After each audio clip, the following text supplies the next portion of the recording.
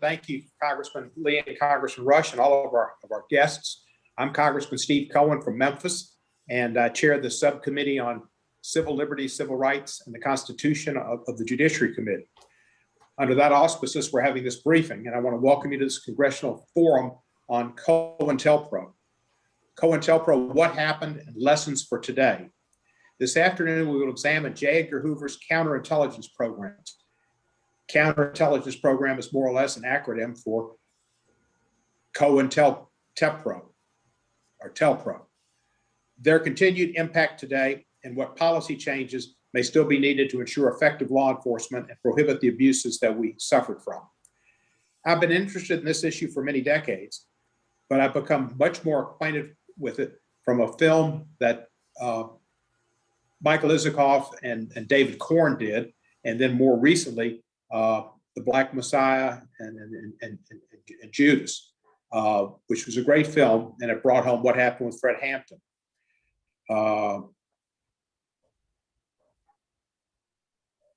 Co-hosted this forum with Congressman Bobby Rush and Congressman Barbara Lee, both of whom were involved directly in this in the issues that we're going to be discussing in the 60s. I want to thank both of them for the leadership on this issue and for a lifetime of commitment. And Congressman Hank Johnson, who I think will be joining us, and Congressman Deborah Ross, who with me are two of my colleagues from the Judiciary Committee on the Constitution, Civil Rights, and Civil Liberties. Let me thank all of our witnesses. Your sharing of your experiences and expertise is invaluable to Congress. This video will be made and put up on YouTube, so it will be shared to many. I'd like to acknowledge Ma Lassiter, Jay Lassiter, Carolyn Huggins, and the daughter, grandson, and sisters, respectively, of John Huggins. We'll hear more about John Huggins in a few moments, and also welcome Rasa Mott, Yada Heiler, Lisbeth Telson, and other family members of Ericka Huggins, all of whom will be joining us on Zoom. J. Edgar Hoover created Cointelpro to, quote, disrupt, unquote, and to neutralize, unquote, what he deemed domestic threats. Cointelpro consisted of 5 programs: the Communist Party program, the Socialist Workers Party program, the White Hate Group program, the Black Nationalist Hate Group program, and the New Left program.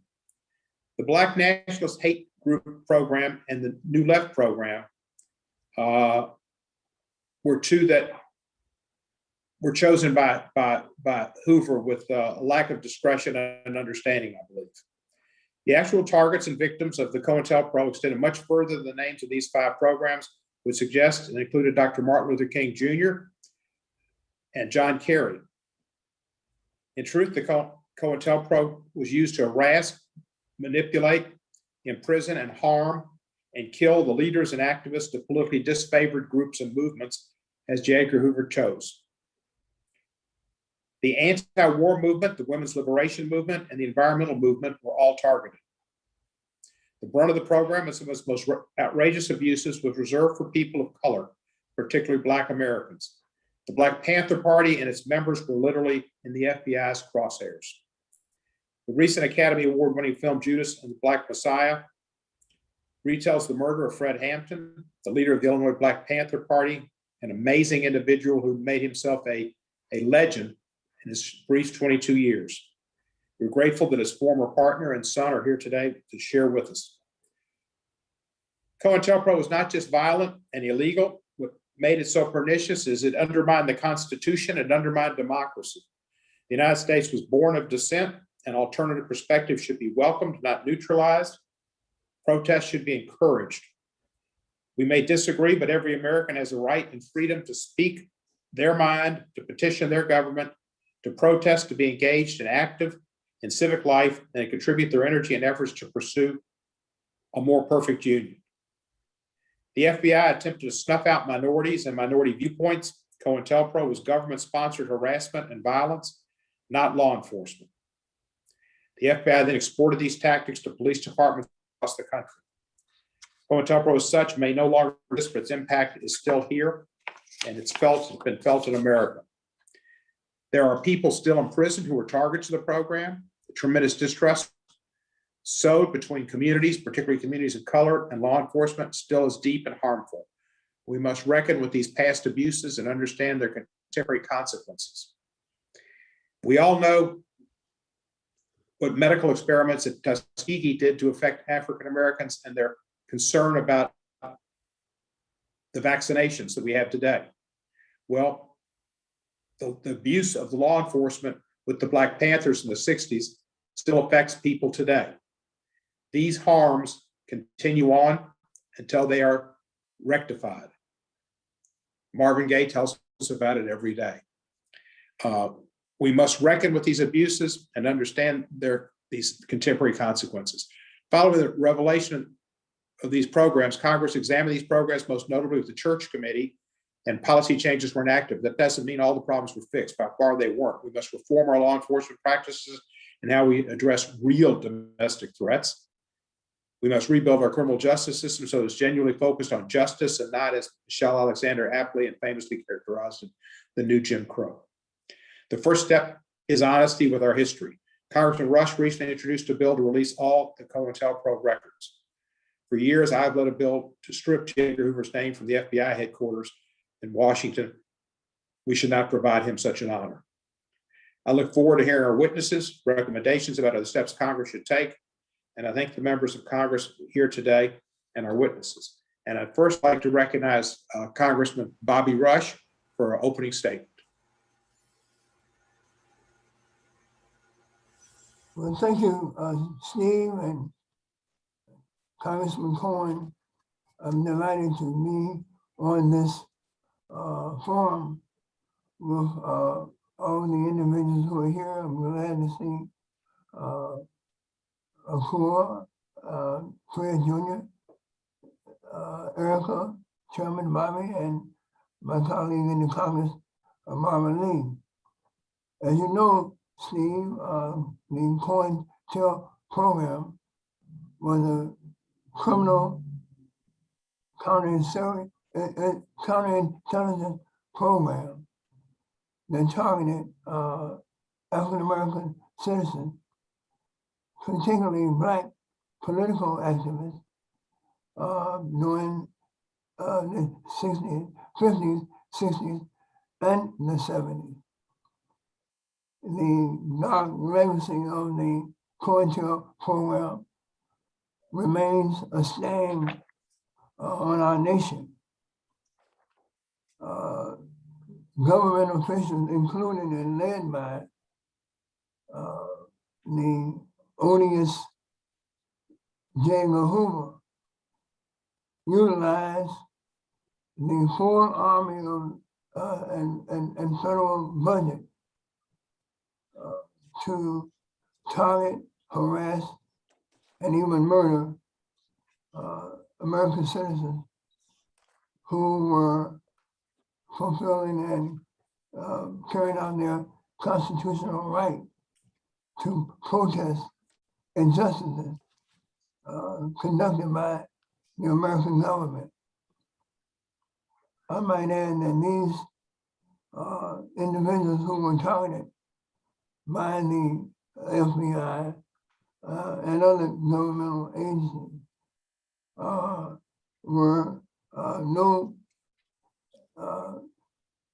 threat to the safety and security of this nation. They were protesting under their constitutional authorities and rights as American citizens. It is incumbent upon those of us who are in positions of power to get to the truth about this program to the American people. And this is vital to the future of civil rights in our nation, even as we speak. I reflect upon in Chicago. I think that there were more outrage by the Chicago Police Department and the political establishment here in Chicago, and it probably needs throughout the nation, to the fact that Black Panther, members of the Black Panther Party, were feeding hungry children breakfast before they went to school, testing for sickle cell anemia, among Black students organizing free health clinics, organizing free busing to prison programs. These programs inflamed the FBI more than any other aspect of the program of the Black Panther Party, because they showed a real contradiction between what humane policy should be and what they exposed the inhumaneness of the federal government and the police agencies across the nation. Let me just say that in my absolute opinion, in all my research, I have come to one fact, that the assassination of Fred Hampton and Mark Clark and the wounding of the 7 other passengers in the apartment, but particularly the assassination of Fred Hampton, was the only state-sanctioned assassination of any American citizen, paid for, carried out, implemented, and conducted by the American government, the only one in the history of this nation. Abraham Lincoln's assassination was not a state-sanctioned assassination. The assassination of both Kennedys were not state-sanctioned assassination. And the assassination of Dr. Martin Luther King was not a state-sanctioned assassination. Only the assassination of Fred Hampton and Mark Clark, particularly Fred Hampton, was a state-sanctioned assassination, where the records will show that the Roy Mitchell, the FBI agent, who was O'Neill's handler, he was given a reward, an award rather, a reward, he was given a bonus. O'Neill himself was paid a bonus for his activities surrounding the assassination of Fred Hampton and Mark Clark. And this reward came from the American taxpayer. So that's getting to the truth of the breadth and the depth of the Cointelpro program was the reason why I introduced the Cointelpro Full Disclosure Act, which will require the federal government agencies to publicly release all counterintelligence files, unless there is a specific, compelling national interest reason for those files to stay classified. Like your bill, my bill will also remove the odious name of J. Edgar Hoover from the FBI building in Washington, because J. Edgar Hoover was the #1 assailant on the Americans' constitutional guarantees for its citizens, rather. His name should be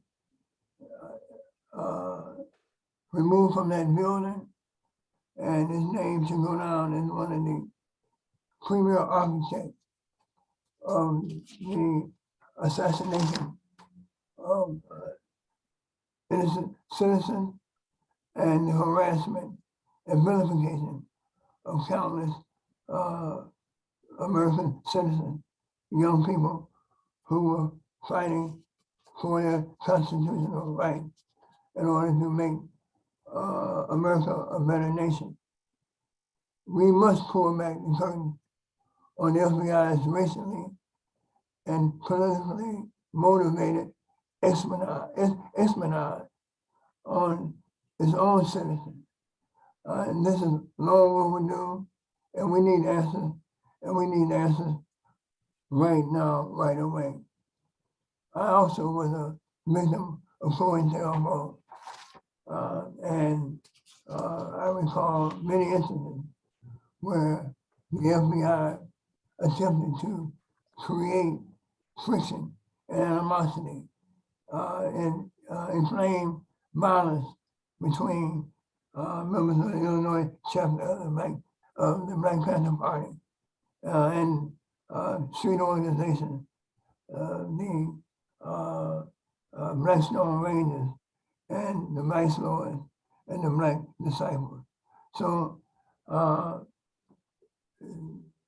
there was no tactic, no strategy, no lie, no effort that was beneath the Cointelpro program that they would not use without even a second thought to create havoc among members of the Black Panther Party and to create unimaginable harm to the members of the Black Panther Party.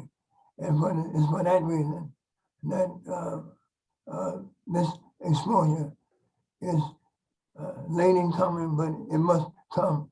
We can't wait any longer for it to come. And so with that, Steve, I'm gonna yield back my time to you and to Barbara Lee. Thank you, Mr. Rush. I thank you for your time. I thank you for the time you spent to make America a better place, both inside and outside of government. Right. And now I'd like to recognize a lady who has been equally as aggressive and determined in trying to make America a better union, the Honorable Barbara Lee. Thank you, Chairman Cohen, very much for that introduction, but also thank you for your tremendous leadership and your boldness in putting together this forum today, this briefing forum. And I just want to share a couple of things. First question I asked, first issue I raised when I first came to Congress in 1998 was with John Conyers, our beloved Chairman John Conyers of the Judiciary Committee. I said, we have got to have a hearing on Cointelpro. And John Conyers tried every which way, Chairman Cohen, to do this.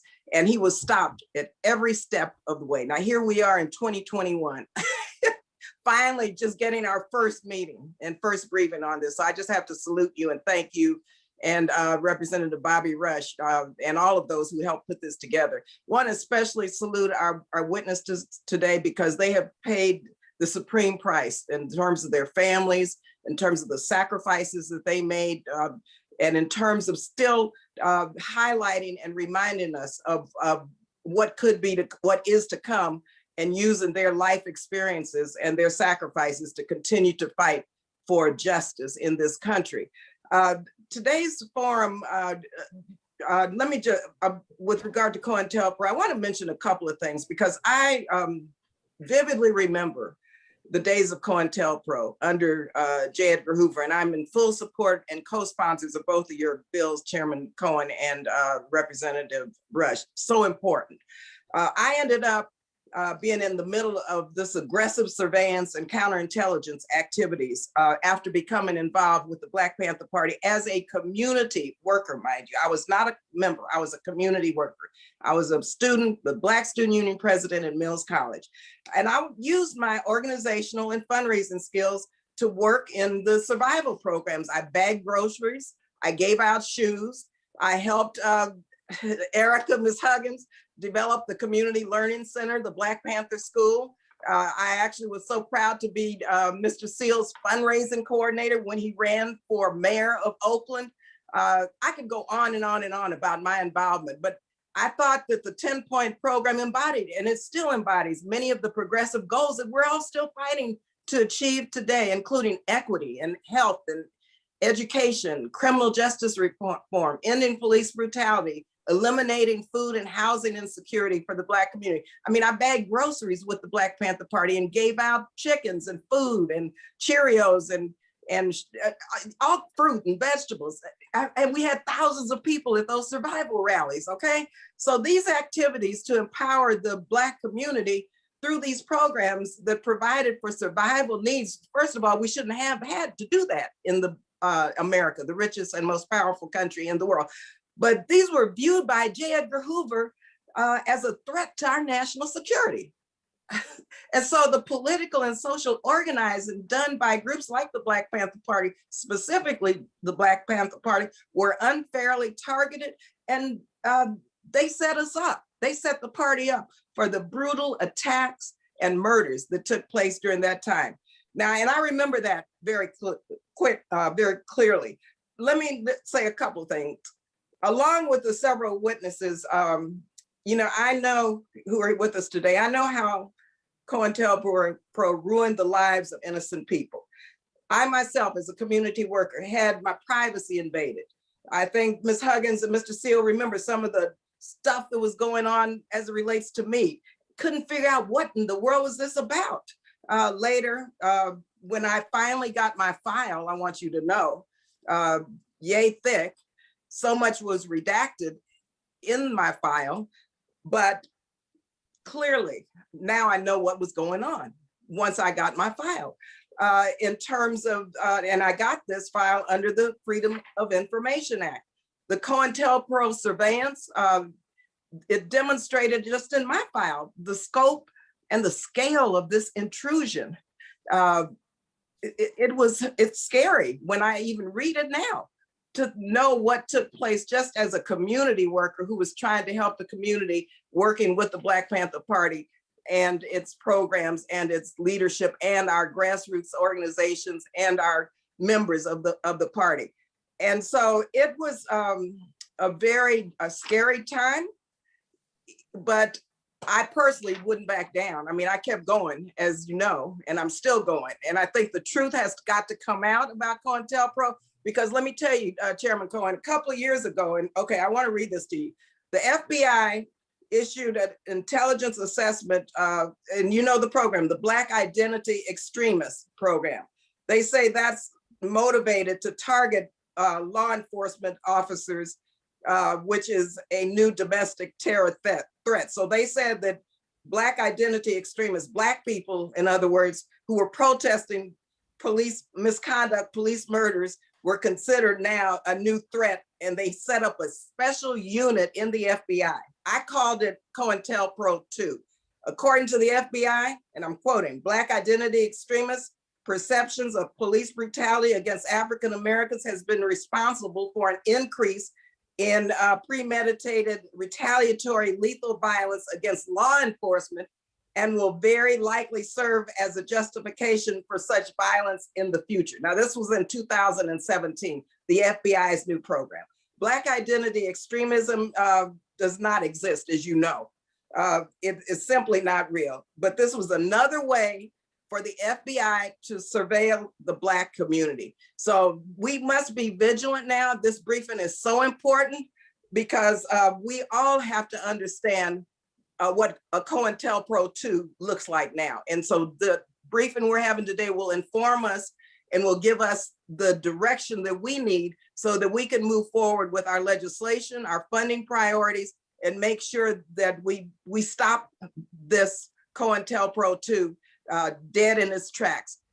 Because I, again, as a community worker, as someone who worked with the Black Panther Party, and one who was a victim of Cointelpro, I understand very clearly why this must be stopped. And again, I want to just say to the family members of those who were killed, and to Chairman Hampton and the states, yes, it was state-sponsored murder, as Representative Rush said, that your work and the work of the members of the Black Panther Party, those of you here today, are making sure that justice prevails in this country and that we stop these assaults on Black people and people of color who are just protesting and petitioning their government to be accountable and to provide for equality and justice for all. So thank you all again very much. And thank you, Mr. Cohen.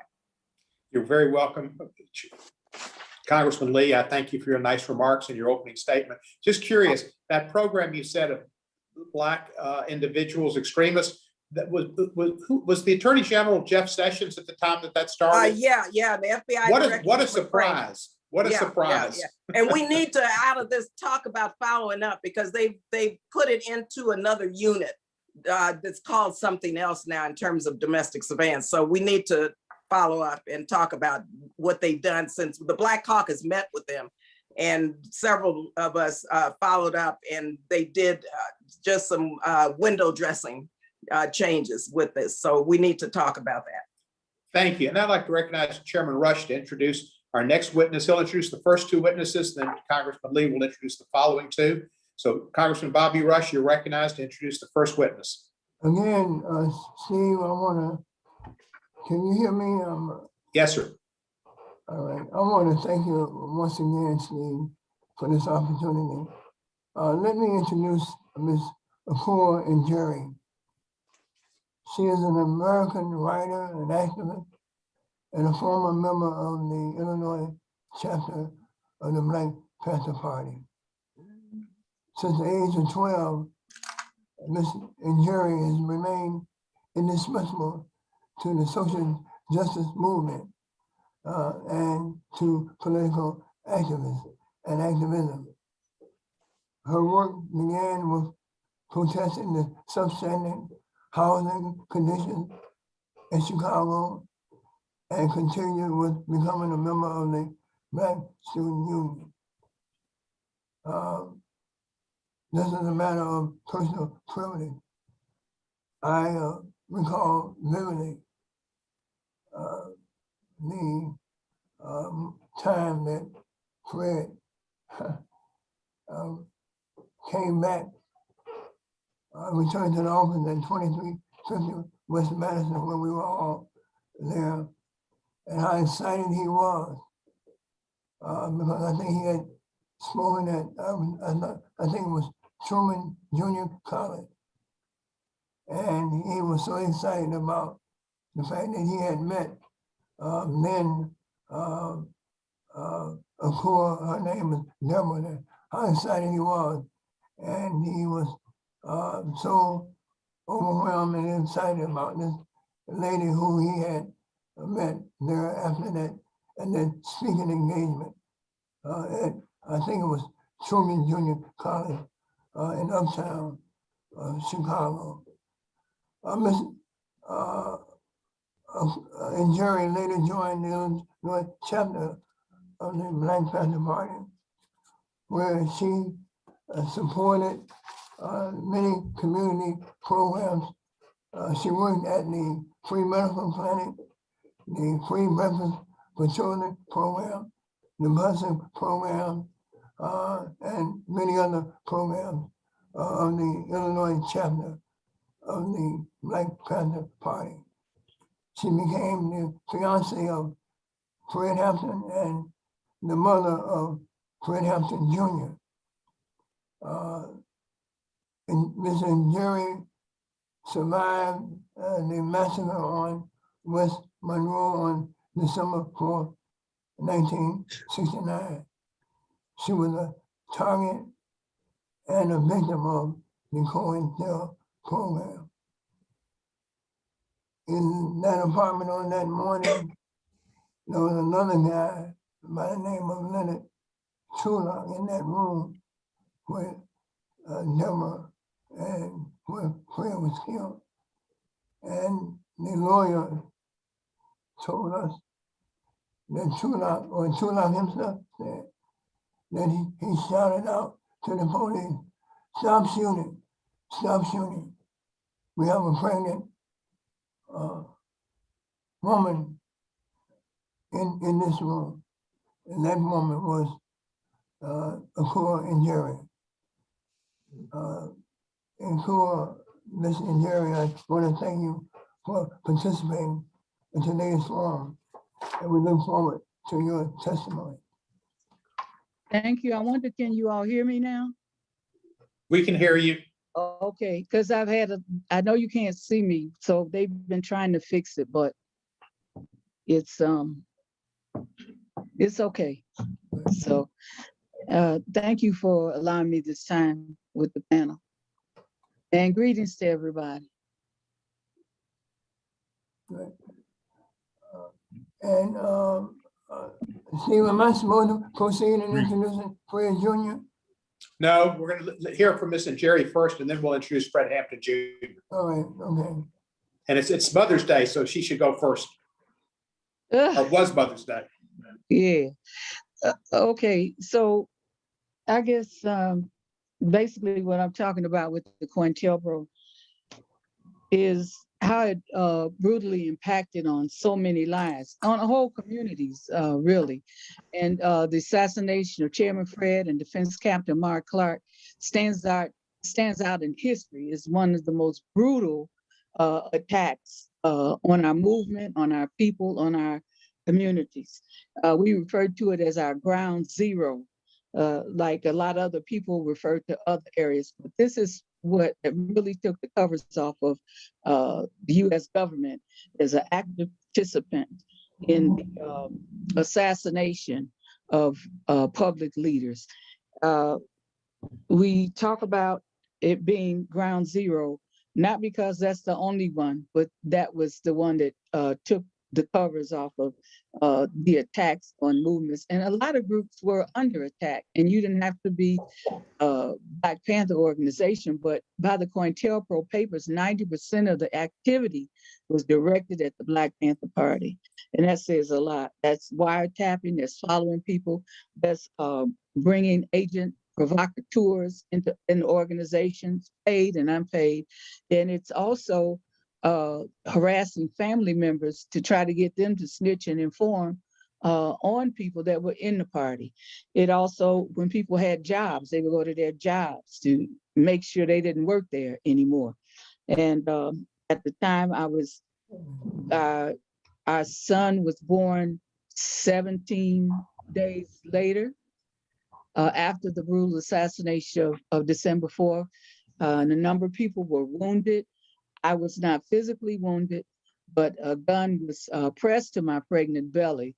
And as I came out through a line of two lines of gunmen, one of the pigs grabbed my robe open and started laughing and say, "What do you know you have abroad here?" But I was so pregnant, you could see my pregnant belly with the robe closed up.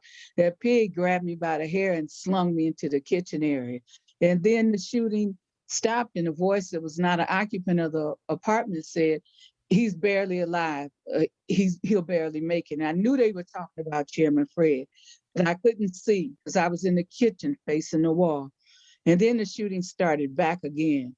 And they said, again, a voice unfamiliar that wasn't an occupant said, "He's good and dead now."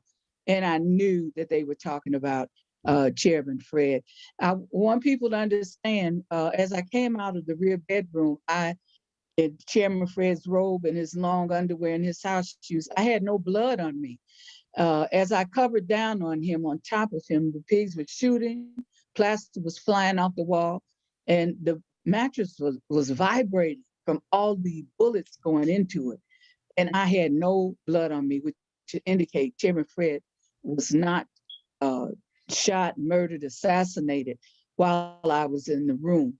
And we later demanded an independent autopsy in which it was discovered that a bunch of Seale, which was given to him through red Kool-Aid that he kept in the refrigerator by one of the informants, I don't know which one, but they said it was enough Seale to kill a horse. And that's why Chairman Fred had no movement. His only movement, the initial story by then State's Attorney Edward V. Hanrahan and many of the newspapers, was that Chairman Fred stood at the window of our bedroom quietly shooting a .45 gun. And anybody ever seen a .45, you're not gonna quietly shoot no .45 anyway. It's a very powerful piece. But Chairman Fred never got out of the bed. He never made any movement other than to lift his head in slow motion. I'm doing it now. I know y'all can't see me. And then lay it back down. And I thought it lay his head back down. And I knew it was strange because although he was a big guy, he moved really fast. But this movement was in extremely slow motion.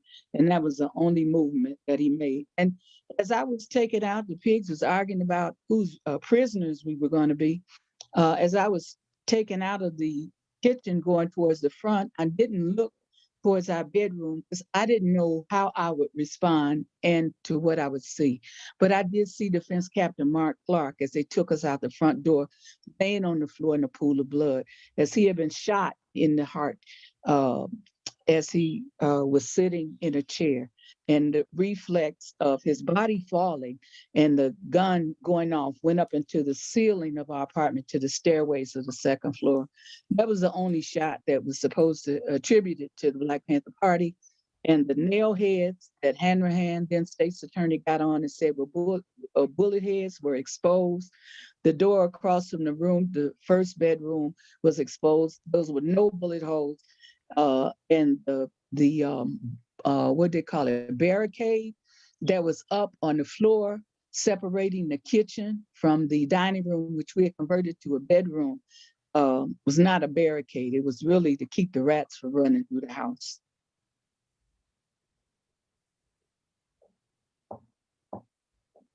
That's a horrific situation that you recall and you experienced, and I appreciate your relating it to us so we'll have a better perspective of exactly what happened there on that awful day. If you'd like to add anything else, we're welcome to hear it, but otherwise we'll recognize your son. Would you be all right? Should we recognize your son at this point? I would say real quickly, I met a lot of people through the years that say they were in an organization like the Panthers. There was no other organization like the Black Panther Party. It was unique and different. Not just a bunch of people running around doing good, but a group of people that were informed by a politic, by rules of discipline, by an organizational structure, organization that was founded by Chairman Bobby Seale and Minister Huey P. Newton. And it's important that people understand that everybody was not the same. And the party didn't require everybody to be a revolutionary, as had been testified to before. All type of people volunteered and supported. But because you wore a tam or a leather jacket didn't make you a Panther. You had to go through strict political education. And we had what we call rally Panthers that came dressed up. And Chairman Fred would say, oh, let them come. And the pigs don't know who a Panther or who's just at the rally. So they get confused in numbers. And we always said, people ask, how many Panthers are there? Those that know don't say, those that say don't even know.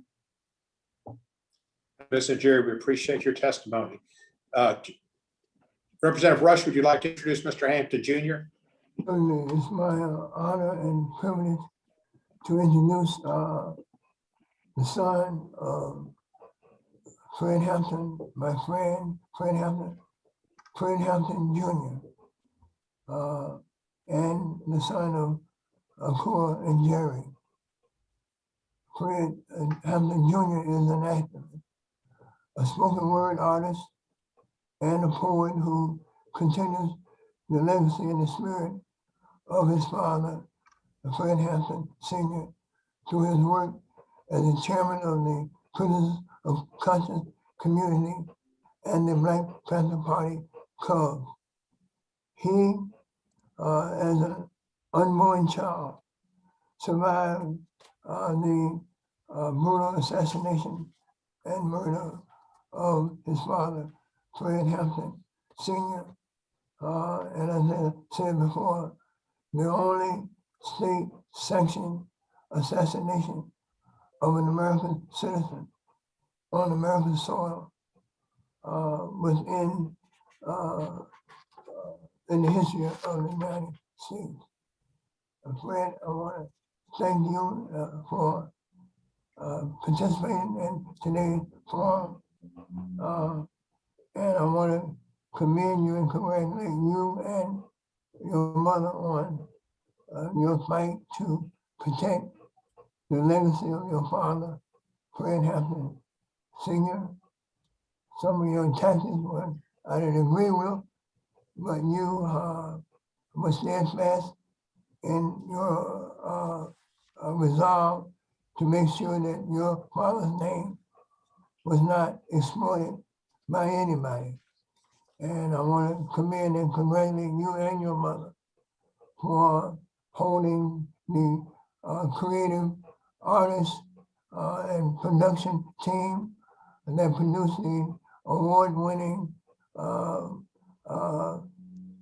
Black Messiah and the Black Judas, the Academy Award winning show. That show would have probably deviated, revised a lot of that history had you been present on the set each and every day that they produced. So it is not, it's my honor and my privilege to introduce Fred Hampton Jr. to this congressional forum. Mr. Hampton Jr., you're recognized. Right on. First, thank you, Congressman. Also, good afternoon, to congressmen, congresswomen, to panelists, I guess in this capacity as witnesses, and to the community at large. I don't, even with my introduction, I'll just, I guess in my bio, I would include that in many cases, from the eyes of the system, I've been viewed as a three-strike offender. One, for just simply being Black, being African. Two, for being the son of Chairman Fred Hampton and also of Akua Njeri, formerly known as Deborah Johnson. And three, for continuing to fight for liberation of our people. And I take a position that if any entity considers that a crime, so be it. We have a mantra. We say a legacy is more important than our life, because reality is we have a certain amount of time to be here physically. But a legacy serves as a template or prototype of how you can deal with like situations. I said at the funeral service or repast, we had a community repast for Stanley Tookie Williams. And I said something to the effect that Tookie Williams grew up in the climate similar that I grew up in, which was deprived of organizations such as the Black Panther Party, where only options in life were given to people to become a Boy Scout or a banger. And so we attempted, we humbly attempt to walk not in the footsteps, but the Panther Paw steps of their organization. I will also want to say this also. December the 4th, 1969 was one of our September 11 stories. It was the day in which two of our quote unquote twin towers, quote unquote, fell, that being 21-year-old Chairman Fred and 22-year-old Defense Captain Mark Clark. And we put it in the context of terrorism. And also, as I'm the son, as I mentioned, I'm the son of Chairman Fred and also Akua Njeri. And I feel fortunate to have fallen from the tree of two freedom fighters. But the dire duality of that is that we've inherited some consequences that come with the ongoing Cointelpro. The Cointelpro, the counterintelligence program, and which is articulated from former Director of FBI J. Edgar Hoover, architected by former Deputy Director FBI William Sullivan. The state's own mouth said it was a program created to discredit, to demise, to disrupt, and destroy any Black nationalist movements, especially amongst the youth. Over 90% of it was directed to the Black Panther Party. Throughout time, there's been highs and lows in our struggle, but the Cointelpro has been consistent. And with this, we are terrorized to the point that we are terrified to even acknowledge that we're terrorized. The Cointelpro remains to have a stain in our brain and a mark in our hearts to the point that many of us are fearful to even acknowledge it. And I can think of countless occasions that our family and our colleagues have even attempted to bring this discussion up about opening the files up on Chairman Fred, Defense Captain Mark Clark, Black Panther Party, and which not only did it fall upon deaf ears by the media and elected officials, but we were met with an intensified Cointelpro, political imprisonment, assassination attempts, so on and so forth. With all that being said, we know that people become quote unquote conscious or come to grips with certain things through one of three ways: inspiration, aspiration, or desperation. And these are definitely desperate times. And so I think it's important that we, seize the time with this climate of having conversations, which many of us are forced to, a climate which, we can't even keep up with the names that fall into the ranks with the George Floyds and Breonna Taylors. It's, it's common, but the deal it's terrible, but it's fine. What's good about it is acknowledging it of that, because so many cases it's been we've been told to put it back like a old Southern secret. Don't acknowledge it. And kind of similar to the match with Alcoholics Anonymous is, I think they say the first step in addressing the problem is recognizing we have a problem. And so I again just want to reiterate our appreciation that we have in this forum today, and we really push full speed ahead by putting this correct context. The Cointelpro, you know, it impacts us so many ways that even the trickle down impact is that everything from how the music we listen to, how we depict it in the media, to even what some people refer to as black on black crime. It's said directly and indirectly, covertly and overtly, don't get involved in struggle. I spoke at a school on the southeast side of Chicago. In fact, the name of the school is Winnie Mandela some years back.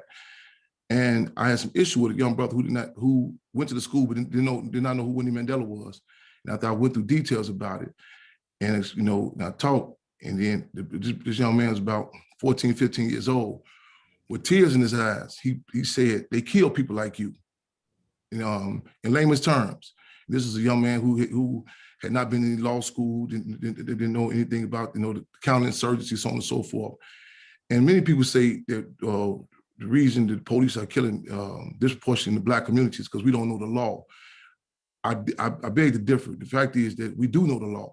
And so we do know that we are, like, just for our skin, just who we are. We're contraband, and this again is something that we really have to see the time to put in the correct context.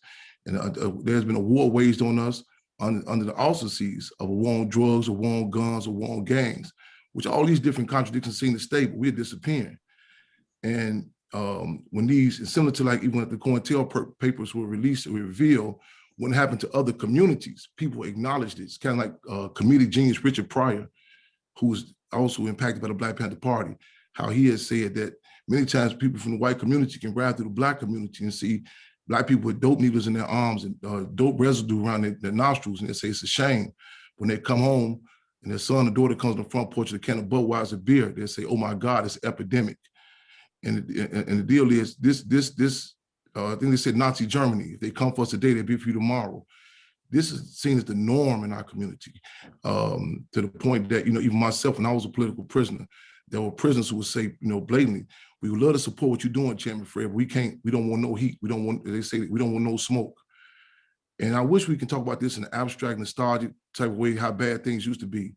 The fact that Chairman Fred's tombstone was buried in Haynesville, Louisiana, is still shot annually by law enforcement. The fact that we still have the Mumia Abu-Jamal, Sunday out at Coles, Rochelle, and Cuban Geese, and countless of others still held in prison.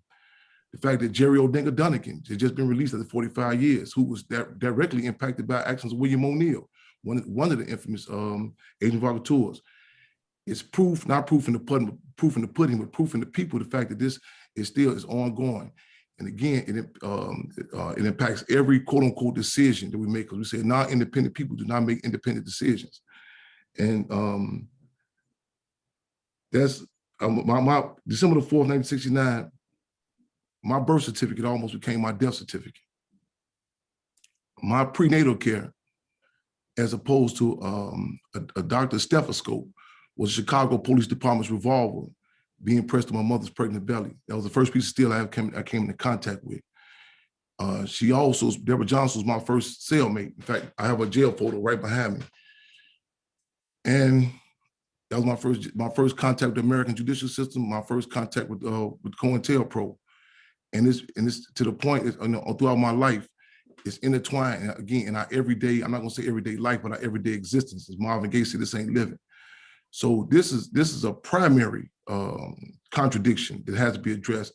I know there's so many, especially in this time right now, you know, the coronavirus, there are so many issues, but in fact, we say this, the coronavirus really is capitalism on steroids.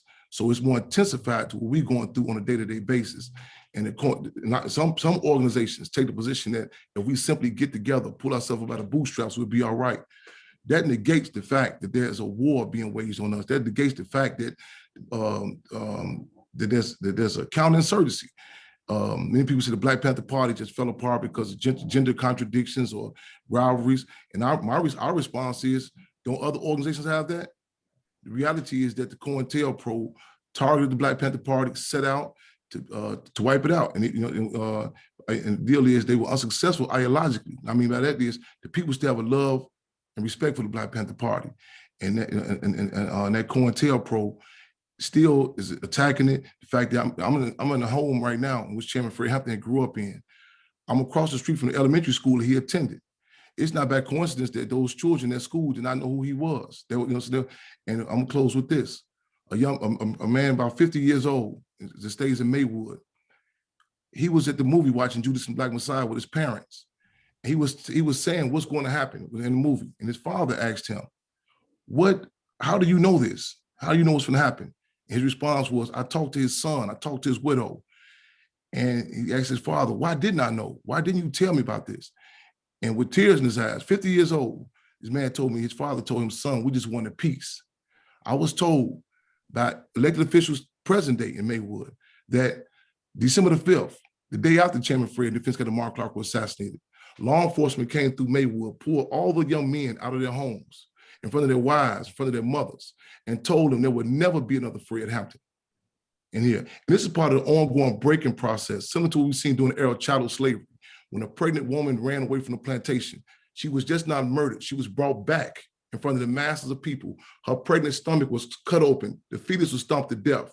This sent a message of terror that terrified the masses for generations to come. So the Cointelpro is impacting the minds and hearts of people that are physically not here. And we are fighting for the living. We are fighting for the unborn, the living, and the dead. Thank you very much. You're welcome. Thank you, sir. I appreciate your giving us your testimony and your work. Congressman Lee, you're recognized to introduce Ms. Huggins and Mr. Seale after that. Sure, thank you very much. And let me just say once again, thank you to all of our witnesses today for your testimony, which really are very profound testimonies, which speak the truth, which is long overdue on Cointelpro and what the tragic results have been on your families and the country, but you're still fighting for real systemic change in this country. So thank you so much. And I'm really pleased today to be able to introduce a friend also, but also a former colleague and comrade, Ms. Ericka Huggins, who is, I would say, a human rights leader, an activist, an educator, and of course, former member of the Black Panther Party.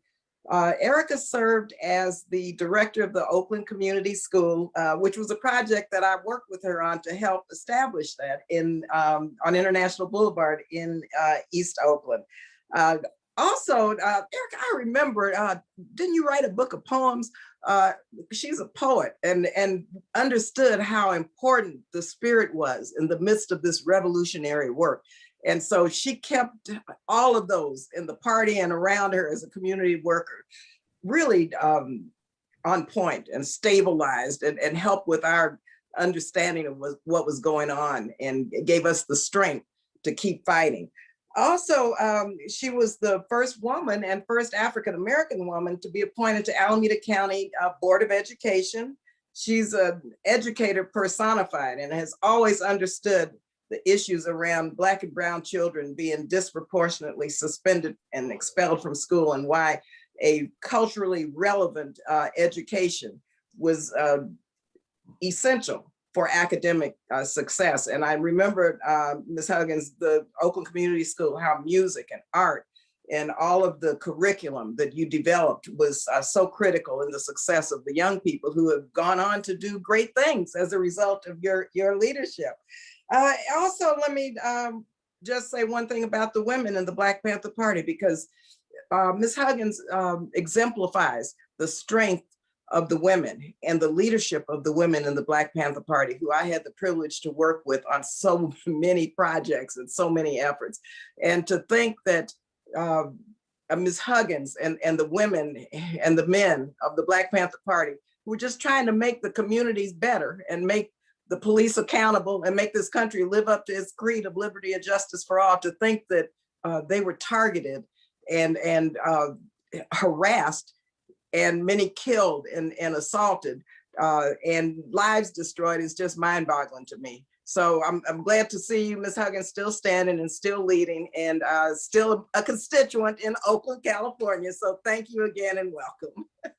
Thank you very much. Thank you very much, Congressman Barbara. And thank you to everybody. Thank you, Fred Jr. My heart is with you. Thank you, and Akua, as a mother, Um, I'm sending you so much love. And thank you, Congressman Rush and Congressman. Um, I am. I want to say all of the Congress people who have had anything to do with this is why I hesitated. And thank you, Congressperson Cohen. I want to say hello to Bobby Seale and Barbara. That the book is called Insights and Poems, and I co-authored it with Huey Newton in 1974. So thank you for allowing me to speak today. This has been a mixture of emotions for me because I have to reach back and pull forward the past that lives with me daily. And so, about the FBI counterintelligence program, Cointelpro, it's had a profound impact on my life, the lives of my family members, many of whom are present today, my dear friends, and all of the communities that I call home. Today, I'll focus on one traumatic event that continues to reverberate in a multi-generational way. By the way, I was raised in Washington, D.C., and in 1963, at the age of 15, I attended the March on Washington. And from that day, I knew I wanted to be a part of making change, and I made a vow to serve people for the rest of my life. So I, I was very, very aware that this would not be easy, this serving people. In 1967 at Lincoln University, a historical Black university, I met John Jerome Huggins Jr. And together we decided to leave school and we drove across the country to California to join the Black Panther Party. We both wanted to be a part of a movement uplifting communities of color. We were Black, but we held the whole globe of communities of color in our hearts. The party had been founded in 1966, and what began as a community patrol organized in response to the police abuse of power against Black and brown communities, it grew into a nationwide community set of programs. And they've been mentioned already by many others this day.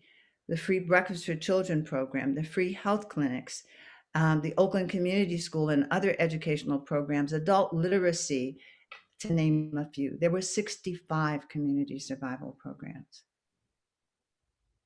John and I arrived in Southern California in late 1967 and joined the party. Then John was 22, I was 19.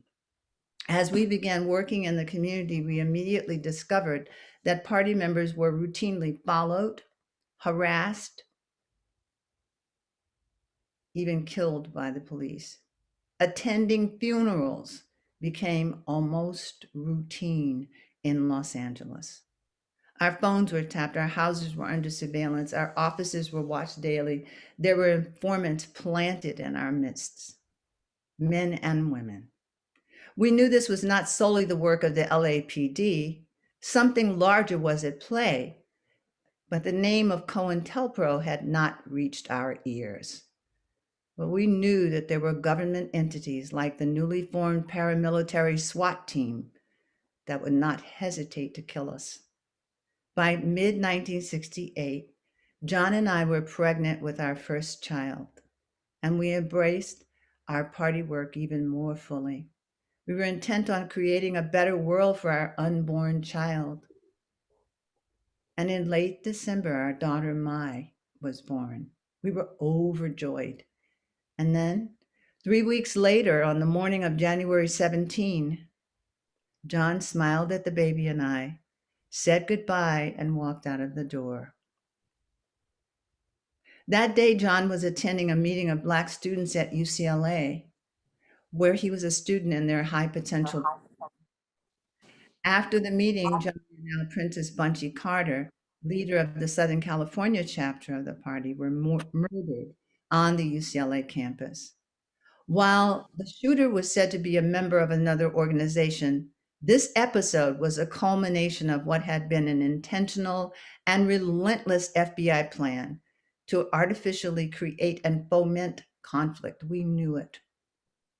Only years later would I learn the full extent of Cointelpro involvement to neutralize human beings who are Black. Instead of police showing up at my door that day, hat in hand, to say, "We are so sorry for your loss," they came in great numbers to arrest us, surrounding the house, forcing the door open and standing guns drawn at the bottom of the stairs. I knew what I needed to do. I ran to the bedroom and wrapped my baby in a coat, and I rolled her gently under a bed.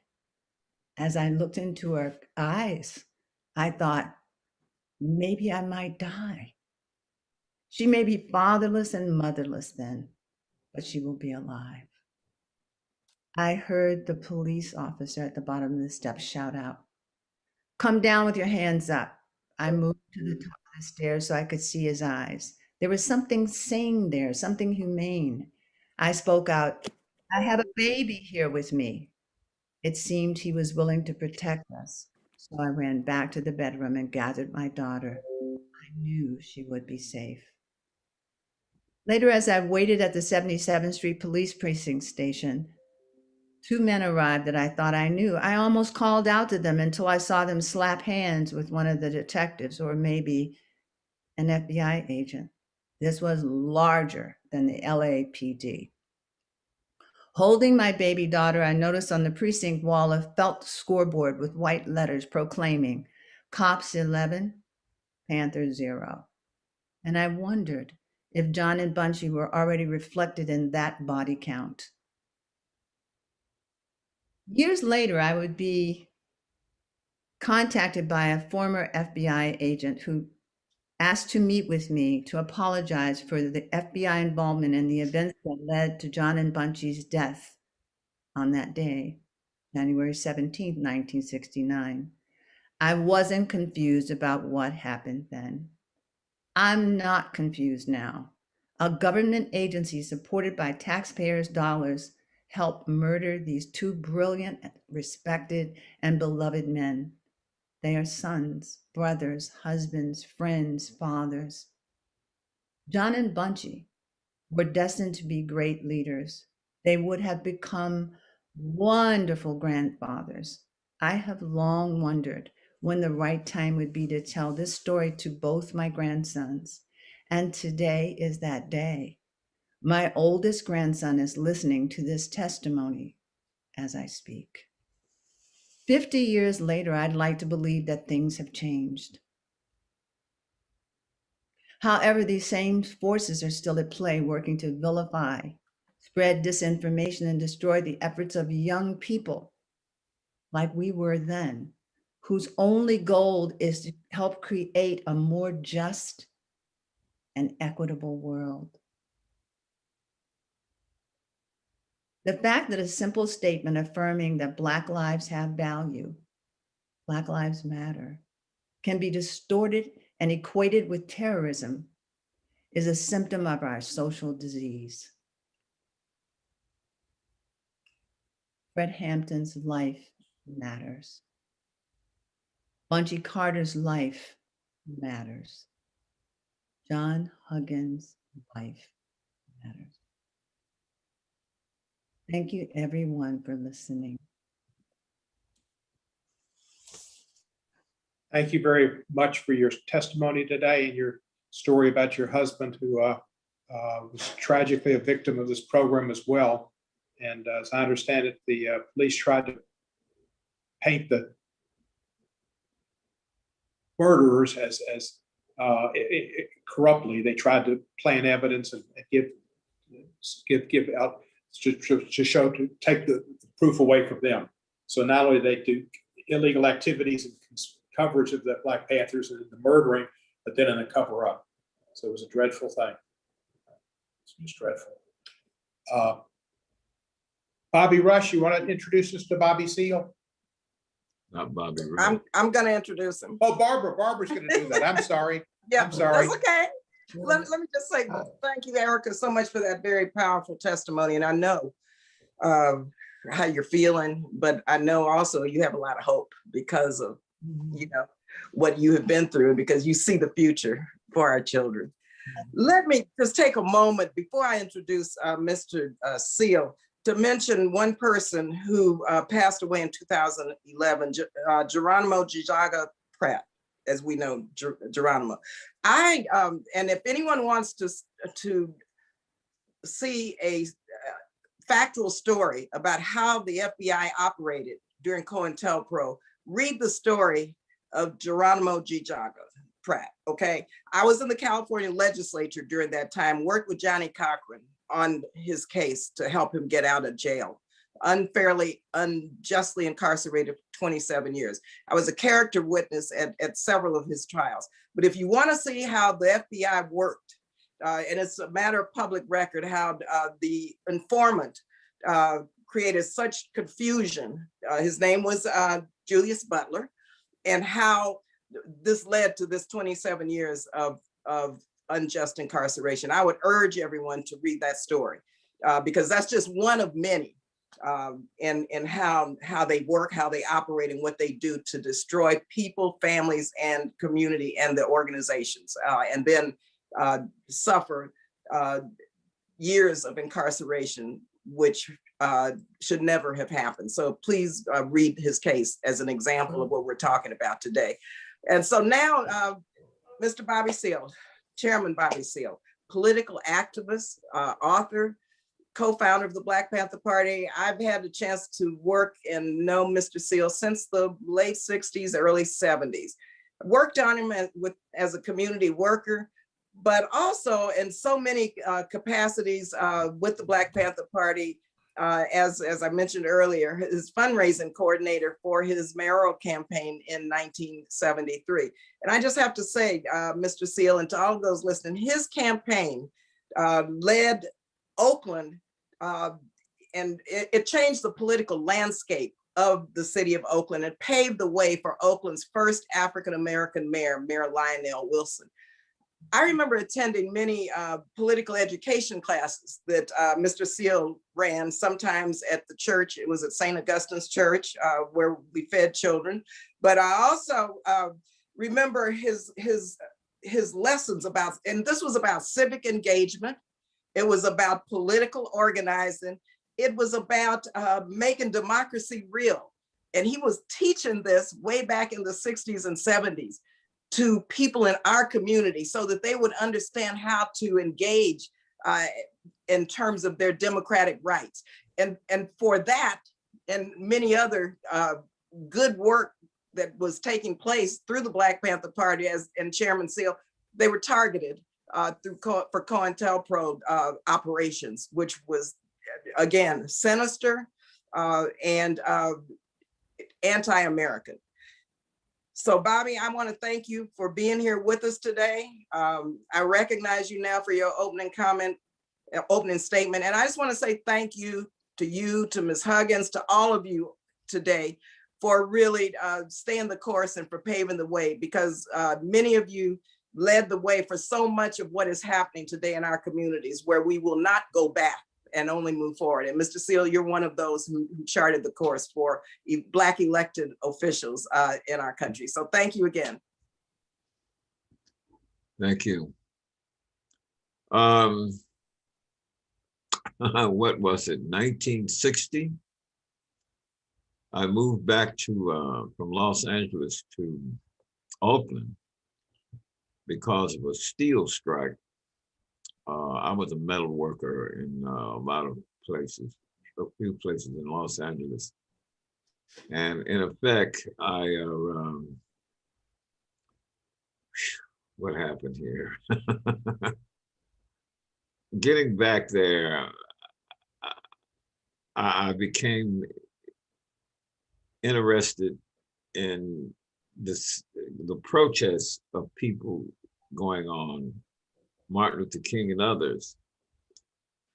I did meet Huey Newton in '62, spring, February, somewhere. at Merritt College. Myself and Virtual Morale met him. Virtual was a personal friend of mine, you know, before Huey was. And I guess what happened is that, how we put this, I walked across the street. Donald Warden was doing a street corner rally across the street from Merritt College. And I saw this guy, William Brumfield, and walked up to him. I knew him. He was Steve Brumfield, my friend's older brother. I said, what is this Afro-American stuff? Some kind of communist stuff or something? This is what I blurted out because I had no politics at that time. And he says, no, Bobby. I said, Afro, what are you talking about? And then he blurted back to me. He says, who are the Sioux? I said, the Sioux, their name is not the Sioux. I said, they're Lakota. Me and your brother told you that years ago when we was 15 and 16 years old. He said, well, we're not Negroes, Bobby, William Brumfield said. We're not Negroes. We, you know, and then we went on. And so he made sense when I says, in the Sioux, the word Sioux is a French word. It means cutthroat, and that is not the real true nature of the Native Americans. Their true name is the Lakota, and so on. That is what kicked things off a little bit. And then there was a rally, I guess, some couple of months later. Virtual Morale and I was out there, and somebody's on a platform of a truck speaking and says, you are treated as second-class citizens. And I shouted out to this young white radical, whoever he was, I'm no second-class citizen, I'm a first-class citizen, I said. And then Virtual said, Bobby, he says you're treated as a second. I said, oh, that's right. Anyway, my point is, that was the first introduction. Now, right at this time, I had landed a hell of a job after the steel strike. I landed this job maybe a year or so before that at Kaiser Aerospace and Electronics, one of the big time companies that built war materials for World War II, et cetera, along with a lot of other companies. And I wound up in the engineering department on the Gemini missile program. And I was really proud of this job, and I worked there. But I lived across. We moved across the street from Merritt College, and I once I mastered the Magna Flux non-destruct testing program for engine frames with the Gemini missile program, I shifted to the night shift to run that department. And I enrolled in Merritt College that September as an engineering design major, but I only took 6 credit hours the first semester and then 9 credit hours the next semester. As an engineering design major, that's what I was at. At the same time, civil rights was been going on, and I would start picking up books and things like this here, you know, Robert Williams and others in Monroe, North Carolina, and that kind of stuff. And then I just got totally interested in the history of Black Americans, what have you. And this is what kicked it off. To make it short, I worked at Gemini Missile Program for almost 4 years. Before I left that job, a year before I left that job, Dr. Martin Luther King came to Oakland, California to speak at the Oakland Auditorium. That Oakland Auditorium with all seats filled at 6,750. That was an auditorium that I packed and filled maybe 10, 15 times in the years that we organized in Oakland. And Dr. King, I had no organization, what have you. I did know some guys out in the community, but I went to hear him speak because, you know, I'd given up going to the holy roly churches where hell and damnation was the, you know, as a kid. I got tired of the devil sticking me with a pitchfork. Anyway, my point is that Dr. King was speaking. I'm one individual, there's 6,750 people in there. I have no real organization, what have you. And Martin Luther King went on to talk about how we're last hired and first fired, what have you, et cetera. And then he got to a point in his speech, and I like to imitate him because I am an actor and I am a jazz drummer and other stuff on the other side of my life. But Dr. Martin Luther King says, right here in the San Francisco, Oakland Bay Area, Langendorf Bread Company and Kilpatrick's Bread Company will not hire any people of color. He says, and all across America, Wonder Bread Company will not hire any people of color. I say we're gonna have to boycott them, Martin Luther King said. And we wanna boycott them so consistently and so profoundly, we wanna make Wonder Bread wonder where the money went. And me and the whole audience hit the floor in a standing, applauding. I mean, I was totally inspired by one each Dr. Martin Luther King in that class. He was not preaching hell and damnation and all that stuff. He was talking about constitutional, democratic, civil human rights. This is the way I love to phrase it from those times. So that was that. Malcolm X left the Nation of Islam. And when he did, he apologized to all the Black civil rights organizations for all the critical statements that he had made against the civil rights group. That's one thing Martin Luther King did I really checked out. At any rate, I met Huey in '62 spring somewhere at a street corner rally. And William Brumfield, William Brumfield, Huey he had another name for him, I forget, but it was his writer's name. He had written an article in the Negro Digest. Johnson Publication Company attempted to do Negro Digest. Anyway, my point is, these people was having a street corner rally, what have you, et cetera.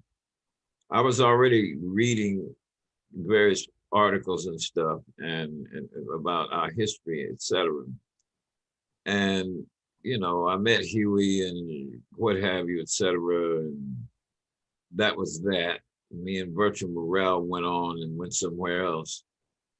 Anyway, as time rolled by, Malcolm X was murdered. When Malcolm X was murdered, I went over to Huey's place and I said, hey man, you want to work with me? I'm getting ready to organize people around because they killed Malcolm X. And Huey says, no, I'm in law school now and it's hard to organize people and I'm not interested, what have you, et cetera. And I said, well, later, said I might have been. And anyway, Virgil Morel and I organized a rally at Merritt College, the first Black student rally. Merritt College had about 5,000 student population. Half of them were African-American people of color, okay? And the Black people had no student organization on the campus. And we created the first one, Seoul Student Advisory Council. I named it. And Virtual, who had 12 credit hours, I only had 6 or 9 credit hours. You had to have 12 full load credit hours to start a student organization. So Virtual signed it and started Seoul Student Advisory Council. I did the name. And with that, what happens is that we had a problem because students, Black students had not been politicized or what have you. We pulled this big rally off and we packed a little auditorium of 700 seats. Marvin Jackson, whoever did a half an hour, 1-act play. Sisters did some African dances and stuff like this. And I was master of ceremonies. for the whole 3-hour program. And at the end of that program, but that program was all about the fact that about the fact that 29% of all the people dying in Vietnam was Black Americans. And I had been in the military service, but me and Virgil are rallying to say we're not going to let ourselves be drafted to fight in the war in Vietnam, because this country is not yet recognizing our constitutional, democratic, civil, and human rights. And we put that rally together. And this was some months after I talked to Huey. And Richard Aoki, our Japanese friend who we went to high school with Huey, et cetera, had told Huey that Bobby was having a rally, and Huey came at the tail end of the rally, and it blew his mind that me and Virgil had organized some 700 brothers and sisters in there, et cetera. And I recited this poem I got from Ronald Stone, out of the Liberator magazine, one of the more than 27 periodicals that I subscribed to back in those days. I had by this time digested Black Reconstruction by W. Du Bois, Dr. Herbert Apthacker's documentation of all the wars we had fought in this country from its very beginning, and so much other material. I mean, everything you could think of. This is all before the party ever started. At any rate, that rally brought the house down. Huey had came in at the tail end of it and saw the people, blew his mind. You organize all these people? I said, yeah, man. I said, what? So me and Virgil and Richard Aoki and others says, what are you guys doing now? I said, Virgil, how many people signed up for the new organization, Soul Student Advisory Council? He says, over 250. He got a list there. And I said, what are you going? I said, we're going to my house across the street. What are you going to do over there? This is Huey. He's all interested now. And I said, I got barbecue over there. I'm a barbecue cook too. I'm a jazz drummer and a whole lot of things. My point is, I took most of the people, they told them that when they signed up that Bobby Seale would have some food across the street at his house, so with the backyard and everything. And Huey, of course, came along. And Huey was always hungry. I said, Mr. Seale, we're running low on time. If you I'm summarize your sorry. Wait a statement. minute. Go ahead. It's all very interesting, but we've got to. Well, anyway, the counterintelligence program set up an operation against me, all my party members, the whole murder of Bunchy Carter and John Huggins, et cetera, was strictly Senate investigation hearings a few years after the party was over there, literally identified these infiltrators, et cetera, and people and what the FBI did. Trying to get my documentary made 12, 13 years ago, we found the Nixon on the phone, and the Watergate tapes had been made public. Nixon on the phone at telling J. Edgar Hoover, when are you going to get rid of these damn Black Panthers from me? And J. Edgar Hoover is answering, well, sir, we've been working on that, what have you, et cetera. So I don't like to stop it at J. Edgar Hoover. This was Nixon. And then John Mitchell, after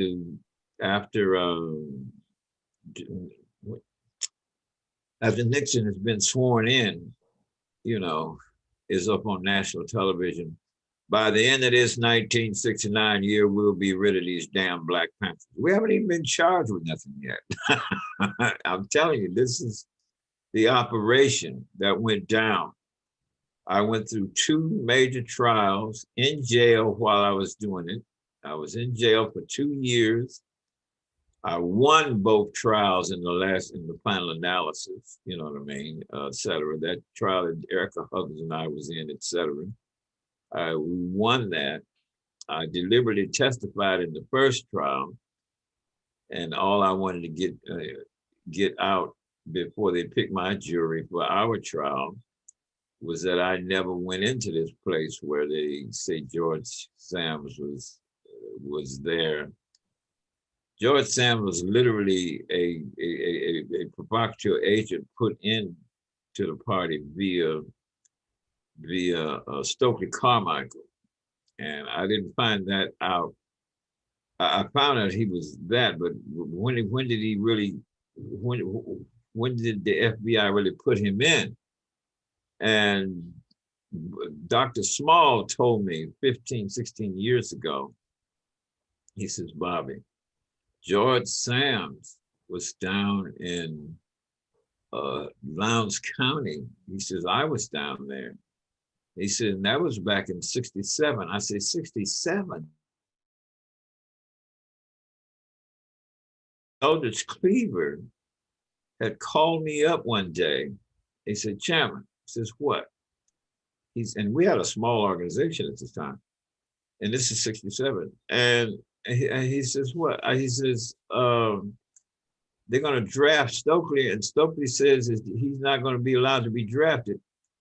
And so Eldridge wanted to write a draft notice and say, the Black Panther Party, our new organization, small as it was going to draft Stokely Carmichael. So Eldridge typed up the thing. We called a press conference on the steps of the police department in San Francisco. I read this draft notice, et cetera, et cetera. And then 2 days later, Kwame Ture, Stokely Carmichael, said he accepted the draft notice of the Black Panther Party, et cetera. And that's when J. Edgar Hoover and them put George Sams on Stokely Carmichael, and even in Fred Hampton's murder, I forget the brother's name. He was put on Fred Hampton, his murder. I'm just saying the whole. Mr. Seale, we're gonna have to come back to you, but we'd like to do that if you stay with us. Thank you so much for your testimony and all your work. Appreciate you very much. Our next witness is thank you, sir, Miss Betty Metzger. Maybe mispronouncing that. I'm sorry. She's an investigative reporter, author, photographer, producer, media critic, and educator. In March of '71, as a Washington Post reporter, she was one of 5 recipients, 3 journalists, 2 members of Congress, of copies of FBI files stolen by a group of anonymous individuals called the Citizens Commission to Investigate the FBI. She was the only recipient to make the files public. The documents revealed unprecedented FBI spying on students, academics, anti-war and civil rights activists, African-American individuals, organizations, and other Americans. One of the stolen files revealed the existence of one of the FBI's deepest secrets, a series of programs, most of them illegal, known as Cointelpro. Ms. Metzger went on to teach journalism practice and ethics, an extensive public academic career. She's a founding member of the Investigative Reporters and Editors, and has served on the board of the Center for Investigative Reporting. She's authored 4 books, including The Burglary, The Discovery of J. Edgar Hoover's Secret FBI, which details the theft of the Cointelpro files from the FBI's office in Medea, Pennsylvania. Ms. Metzger, thank you for joining with us. I look very much forward to your letting us know what you found in those files, what the illegalities of Cointelpro that were revealed, and how we can go about correcting some of those abuses. Thank you very much. Thanks for the invitation to be here today. It's a very humbling experience to be among all of you. I'm especially moved by the stories of those of you who have profoundly deep injury, I guess is one way to say it, as a result of the crimes of Cointelpro. And one of the things that I can't help thinking about are all of the people who were so deeply affected by it and may not even know to this day what damaged their lives. And I know that there is still a concern among some of you about those people.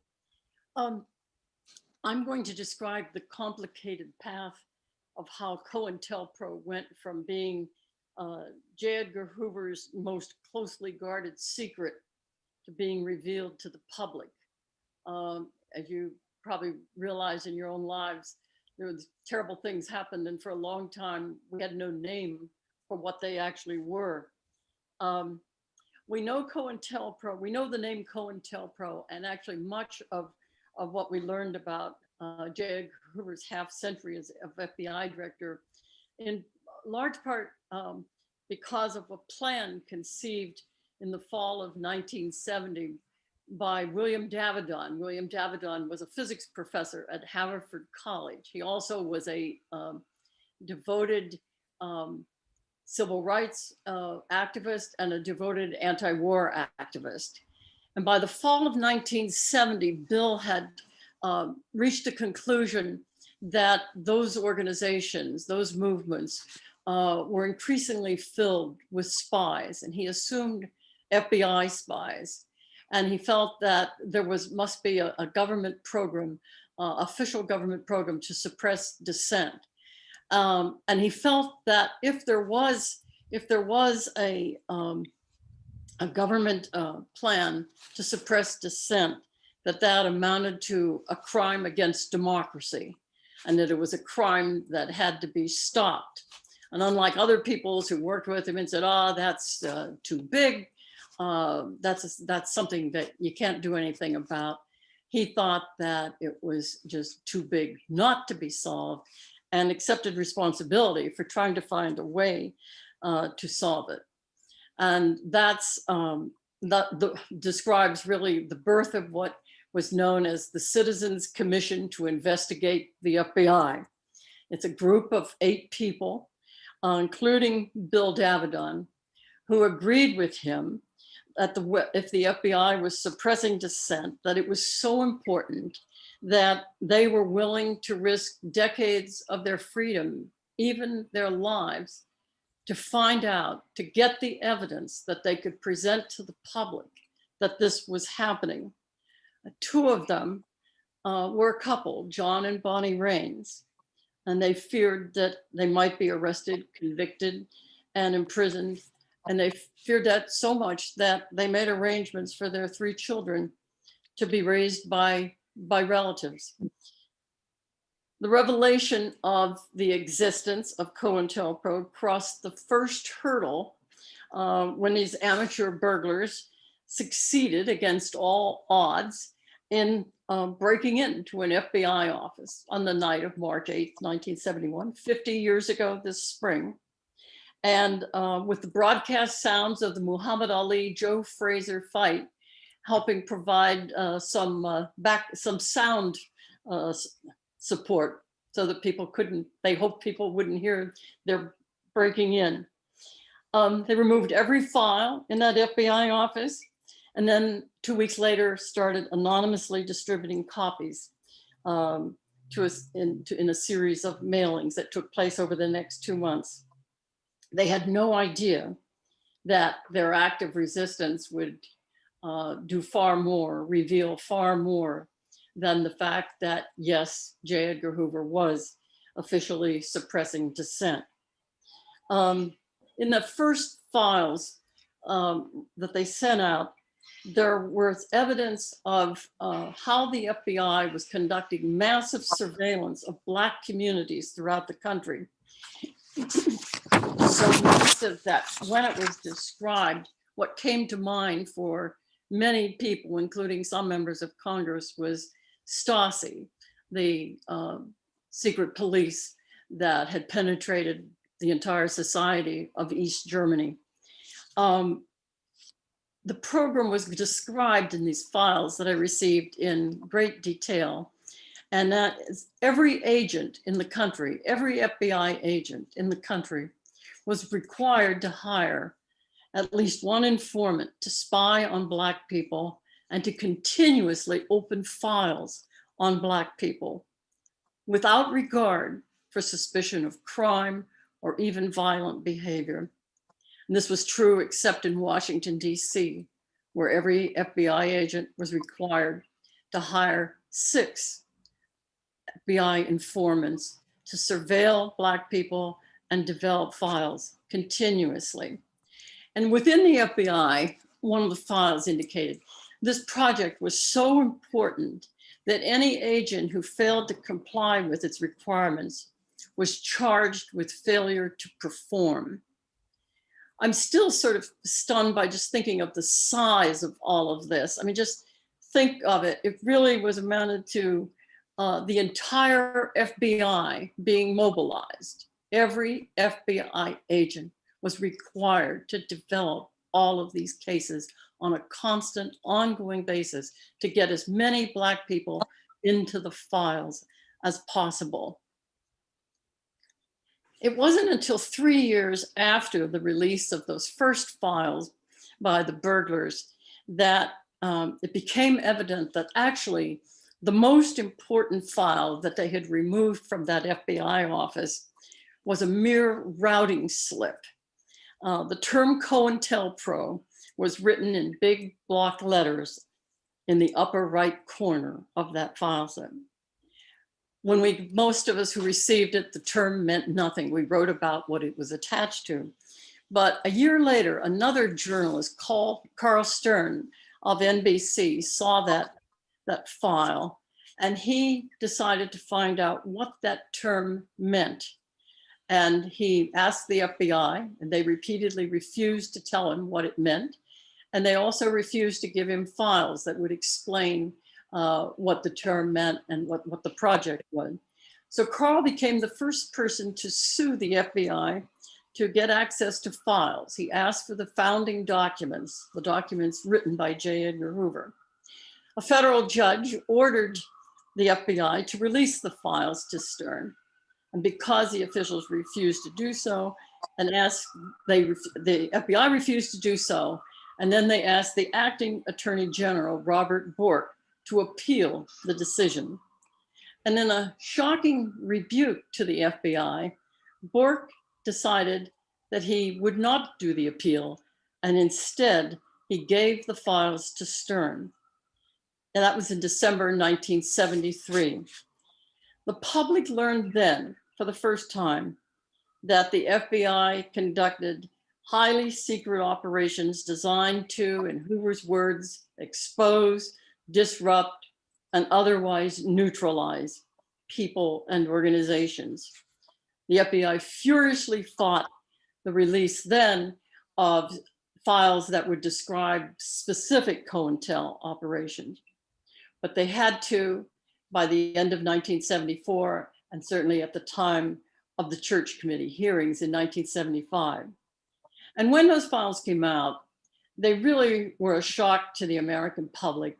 They were probably less a shock to people such as some of you who were just sort of intuitively knew that such things were happening. But they considered, they caused a very strong public reaction. And also for the first time among some members of Congress who were calling for J. Edgar Hoover early on to be investigated, something that did not happen until 1975. But when I say that the files were beyond belief, they showed what I consider actions that ranged from crude to cruel to brutal to murderous, something again that you're all aware of. The informers, for instance, the informers gave activists oranges that had been injected with heavy laxatives. Prostitutes known to have venereal disease were hired to seduce people regarded as enemies of the Bureau. And one particularly despicable practice, and Representative Lee, this speaks to what you mentioned, is what Geronimo Pratt experienced. It really was quite amazing, and I know that there probably are many examples of this. Geronimo Pratt was a much decorated Vietnam veteran and a Black Panther in Los Angeles, and he was the victim of one of these operations. He was imprisoned, as you said, for 27 years, 8 of them in solitary confinement.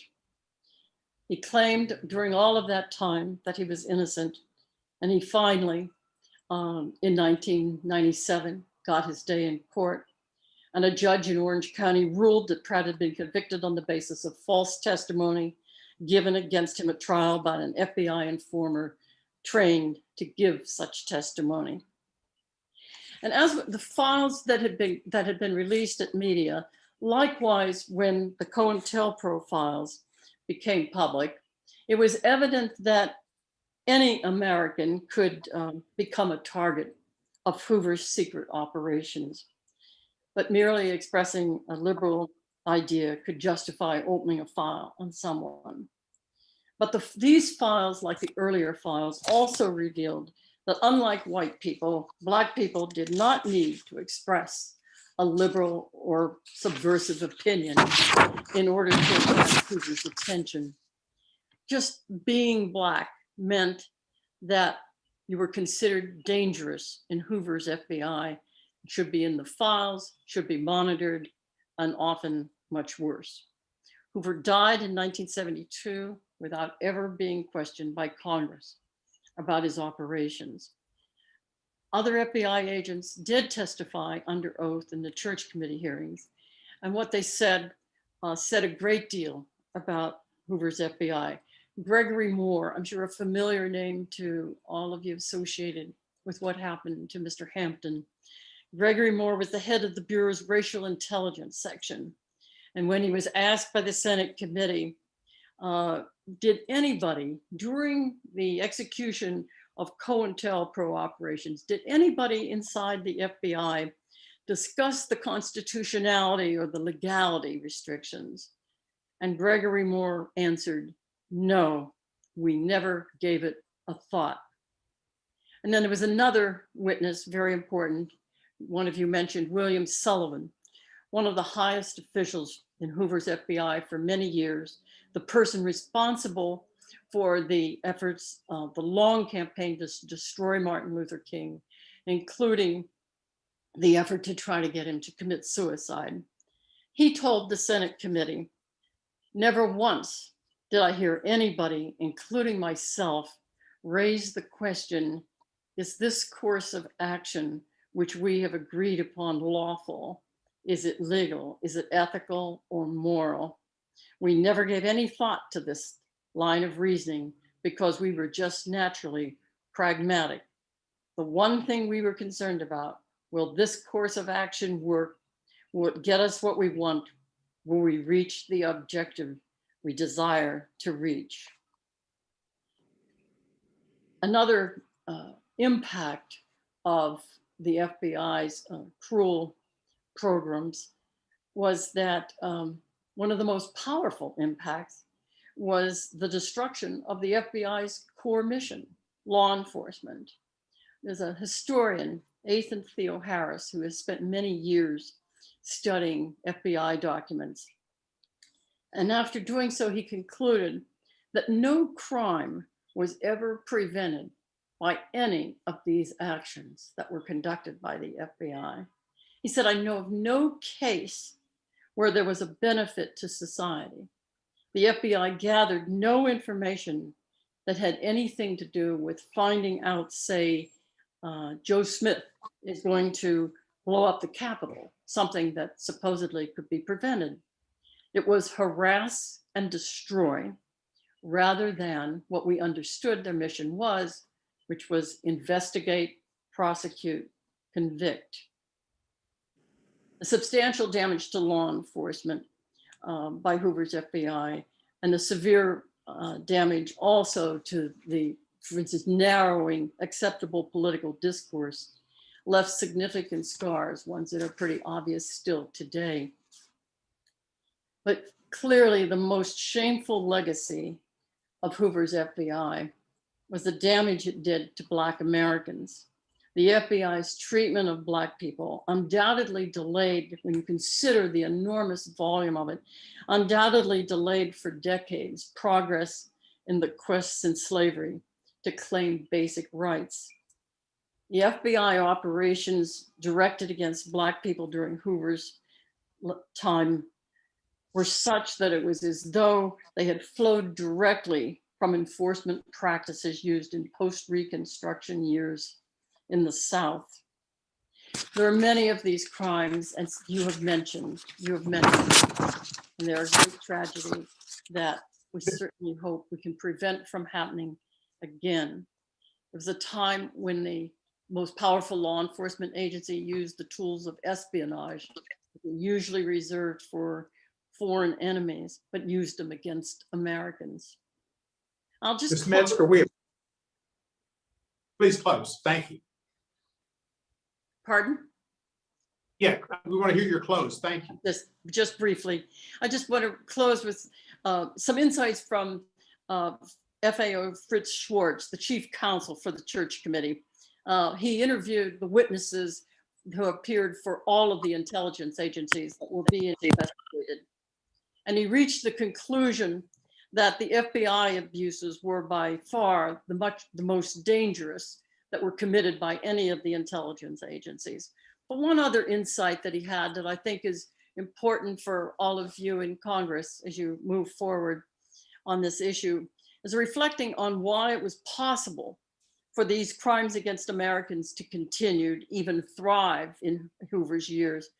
Fritz concluded that it was because Hoover had the assumption of having everlasting secrecy, that he was able to make that assumption throughout his career because no one, including Congress, questioned him. Thank you. You're welcome, Ms. Metzger, and thank you for your great journalism, and we'll get back to you with some questions. Thank you so much. Our next witness is Mr. Michael German, a fellow with the Brennan Center for Justice, Liberty, and National Security, to ensure the U.S. government respects human rights and fundamental freedoms in conducting the fight against terrorism. Former special agent in the FBI, work focuses on law enforcement, intelligence oversight, and reform. He joined the Brennan Center in 2014. He was an FBI special agent for 16 years, specializing in domestic terrorism and covert operations. He left the FBI in 2004 after reporting continuing deficiencies in the counterterrorism operations to Congress. He serves as an adjunct professor at the National Defense University and as a policy counsel for national security at the ACLU from 2006 to 2014. He's authored 2 books, Disrupt, Discredit, and Divide, How the New FBI Damages Democracy, published in 2019, and Thinking Like a Terrorist, Insights of a Former FBI Undercover Agent, published in 2007. Graduate of Wake Forest and Northwestern University School of Law. Mr. German, thank you so much. You're recognized.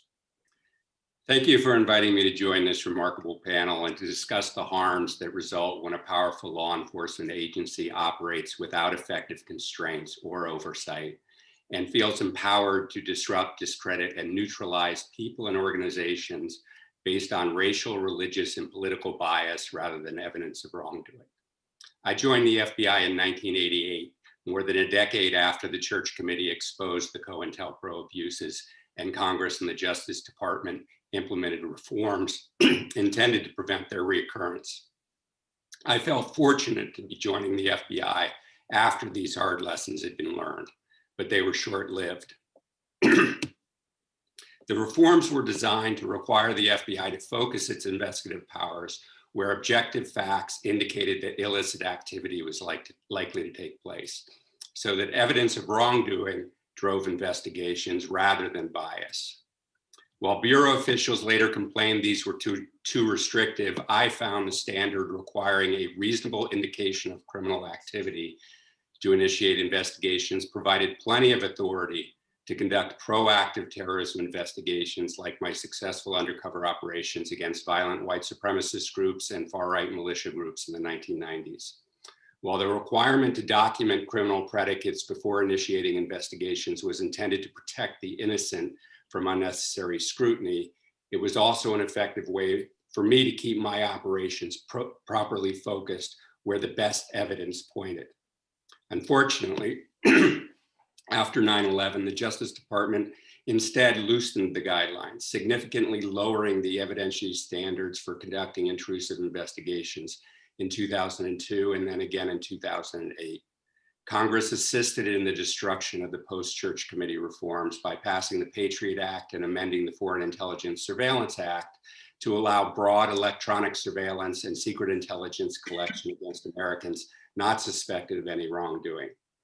Removing requirements for reasonable criminal predicates did not make the FBI more effective in identifying threats. It only filled FBI databases with irrelevant data and opened the door to another era of abusive investigations targeting communities based on race, ethnicity, religion, and political dissent. I became alarmed in the months after 9/11 when language from the Cointelpro era crept back into routine usage at the FBI. The FBI resurrected a discredited theory of terrorist radicalization that J. Edgar Hoover had used to target immigrants and labor organizers in the early 1900s and civil rights leaders and anti-war activists in the 1960s.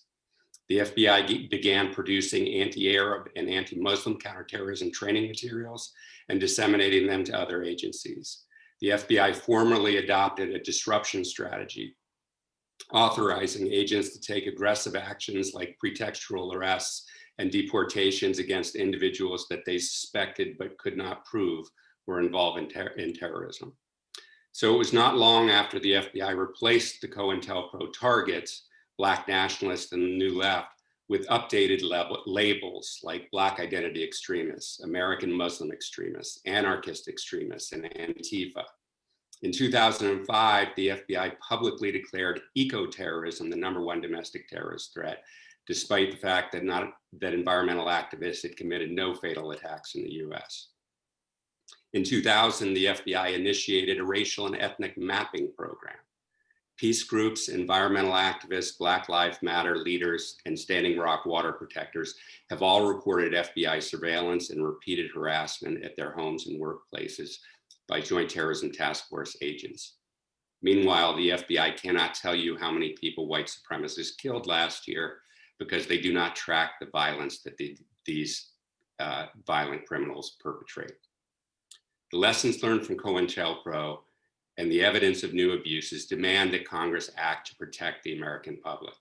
Restoring reasonable criminal predicates and conducting more aggressive oversight are essential steps to ensure that the FBI resources focus on real threats and aren't driven by bias. Thanks for inviting me to participate today. Thank you, Mr. German, for your work and for your continued work with the Brennan Center and trying to bring reform to the FBI. And I'll have some questions for you in just a minute. Our final witness is Ms. Nkechi Taifa, president of the Taifa group. She's a senior fellow at Columbia University Center for Justice who convenes the Justice Roundtable and Advocacy Coalition advancing progressive justice system transformation. She's worked as a staff attorney and policy counsel for a number of advocacy organizations, founding director of the Howard University School of Law Equal Justice Program, and a private practitioner representing adult and juvenile clients in DC and federal courts. She's testified for U.S. Congress, Sentencing Commission, DC City Council, et cetera, and the American Commission on Human Rights and the U.S. Helsinki Commission, of which I'm a member, so that needs to be cited. She served as appointed commissioner of the chair of the DC Commission on Human Rights, award-winning attorney. She's the author of a new memoir, Black Power, Black Lawyer, My Audacious Quest for Justice. Ms. Taifa, you're recognized for 5 minutes. COINTEL's got blacks in hell. They open up our mail, tap our phones and kick our bones and railroad us to jail. FBI went so low they invented Cointelpro to stop the rising fire of a black messiah who could unify and electrify black people to revolutionize. Co is for counter, which means to use against. Intel is for intelligence. Pro is for program. They thought it was the perfect solution. Counterintelligence program to crush the revolution. So goes an excerpt from a poem I wrote in 1975 as a college student, while chairperson of the National Committee to Free the RNA 11, a group whose organizers and leader, Imari Obadeli, were direct targets of the FBI's Cointelpro. During the course of that case, I had the inglorious opportunity to scrutinize thousands of pages of heavily redacted documents, starkly revealing the Bureau's goals to disrupt and destroy Black movements, stop their leaders from gaining respectability, and appalling strategies to stop the long-range growth of Black organizations, especially amongst the youth. How does this all relate to today? In a number of ways. First, there are victims of the Cointelpro era who still languish in prison. Elderly people facing life-threatening conditions such as Dr. Mutulu Shakur, Russell Maroon Schultz, Veronza Bowers, Imam Jamil Alameen, all fighting cancer. 84-year-old Sundiata Kohli suffering from early stage dementia. Mumia Abu Jamal recovering from heart surgery. Nearly all also trying to recover from COVID-19 symptoms. While these elders deteriorate behind bars, not one governmental official ever served a day in prison for Cointelpro crimes, despite the Senate Church Committee's findings that the Cointelpro constituted an illegal and unconstitutional abuse of power by the FBI. As the country comes to a historic reckoning on race, let us remember the fourth provision of the Japanese American Reparations Bill, a pardon to all those who resisted detention camp internment. We must keep that precedent in mind. Pardons for former members of the Black Panther Party and other groups who still languish in US prisons from the Cointelpro era, as well as others who are exiled. Second, it is crucial to understand that Black resistors are still being monitored, surveilled, and subjected to unwarranted harassment and abuse through Cointelpro's successor, overreaching governmental programs. Cointelpro did not end. It simply shift-shaped, morphed into a Black identity extremist program, an Operation Relentless Pursuit program, and now a nefarious assault on constitutionally protected protests, which, if history is any guide, will be disproportionately used against demonstrators and communities of color. State legislatures are steamrolling a new wave of anti-protest legislation, jeopardizing the constitutional right of free speech and peaceful assembly. 34 states have introduced 85 anti-protest bills, despite the fact that the overwhelming majority of last summer's protests were peaceful, in stark contrast to the January 6th white supremacist terrorist insurrection of the US Capitol. Many of these measures increase penalties for demonstrators while providing legal protection for counter-protest measures. Although some point to the deadly insurrection at the Capitol as grounds to enact harsher penalties for protesters, what these laws actually do is put a target on the back of Black demonstrators in an attempt to silence movements for justice and accountability, and as a ploy to put more protesters in prison, a tactic direct from the Cointelpro playbook. This Congress must not be duped by the false narrative that governmental restraint leading up to the January 6th was in some way an outgrowth of restrictions from the FBI's past domestic spying abuses. It was not. And finally, rather than rushing to embrace these thinly veiled laws, it is my hope that this Congress will learn from the past. Past Congressman Bobby Rush's bill requiring the government to open up the FBI files and have a full, unredacted accounting of Cointelpro's constitutional abuses. And I strongly submit that we must free the victims who are still incarcerated, languishing behind bars from that era. Thank you, and thank you for all those who gave their personal stories and testimonies. You're very welcome, and I really appreciate your intro. Your poem was beautiful. That was very cool. Thank you, thank you, thank you. I'm going to start with a few questions, and I'm going to ask Ms. Medgars. First of all, in the files that were stolen and revealed from the FBI, how much of COINTELPRO's files were part of that? How many of what percentage of COINTELPRO files were released to the public, and how much has still not been released? Well, none of the files that the burglars released were labeled COINTELPRO, except for that routing slip, which was a cover of an article that the FBI wanted. It was an article about how college administrators should take out after protesters and students and professors who were protesting the war. And so that fit into the program, and that's why that was it. None of the other files in the media files were labeled COINTELPRO, but some of them were COINTELPRO-like. And that's one thing I would like to mention about the legislation, Representative Rush, that you have proposed and that the rest of you, I understand, support. That's a wonderful idea to bring the COINTELPRO files together, finally, unredacted and available for the public. But one thing that your question reminds me of is that there was so much else that I hope it's possible to reconsider the scope of what would be in such a collection for the public. There are many instances of COINTELPRO-like operations that would not be found if you asked the FBI for COINTELPRO files. But then there are so many other things that would be valuable to have in such a collection. For instance, the racial intelligence section of the FBI and ghetto files, two categories that inevitably would be of great value for us to have access to. I would hope that you could look at this with an expansion of what could be in such a collection. There also are the two Stasi-like things that the FBI did. I mentioned the incredible effort for get as many files on as many Black Americans as possible. People immediately considered that to be a Stasi-like thing. There was another project that the historian I mentioned found, and this never got much attention because it was written about in an academic journal and not picked up.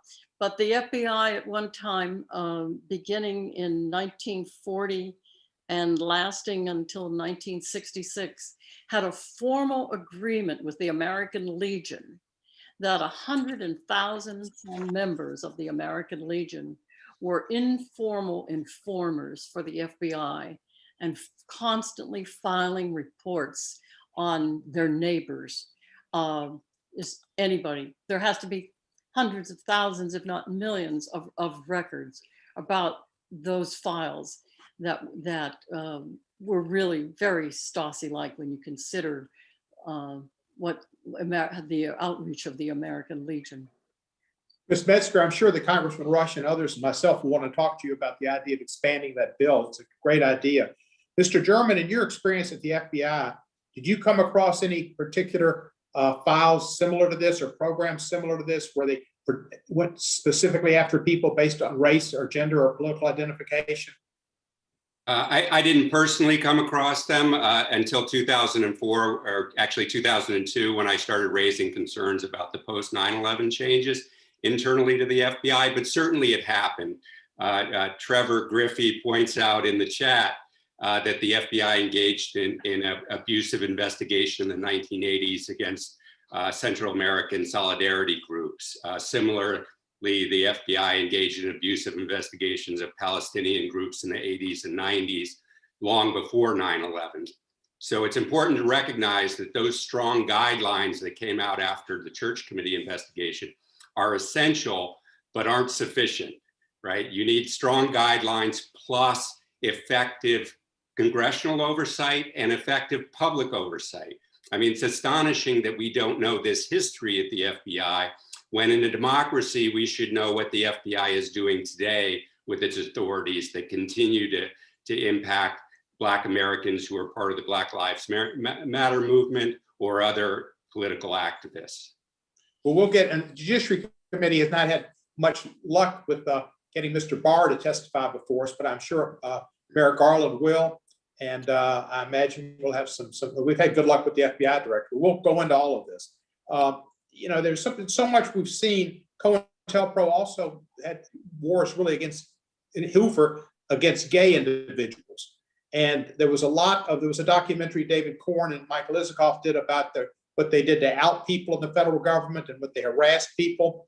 I mean, they went so far as to harass and listen in to Ernest Hemingway's conversations and to bug his phone. People thought he was losing it when he said the FBI was doing this, and he had gotten paranoid to the point of mental illness, which he was suffering from depression. But it turned out they were bugging his phone and reading his mail, and led to his suicide.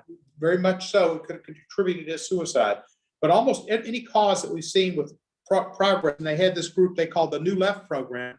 Anything with the New Left, whether it's environmental, whether it's women's rights, whether it was Black activism and Black rights, Black people be considered human beings and get the rights they didn't get after the Civil War, nor through Reconstruction, or still haven't gotten it completely. These were opposed by the FBI through government funds, and it's just astonishing what went on.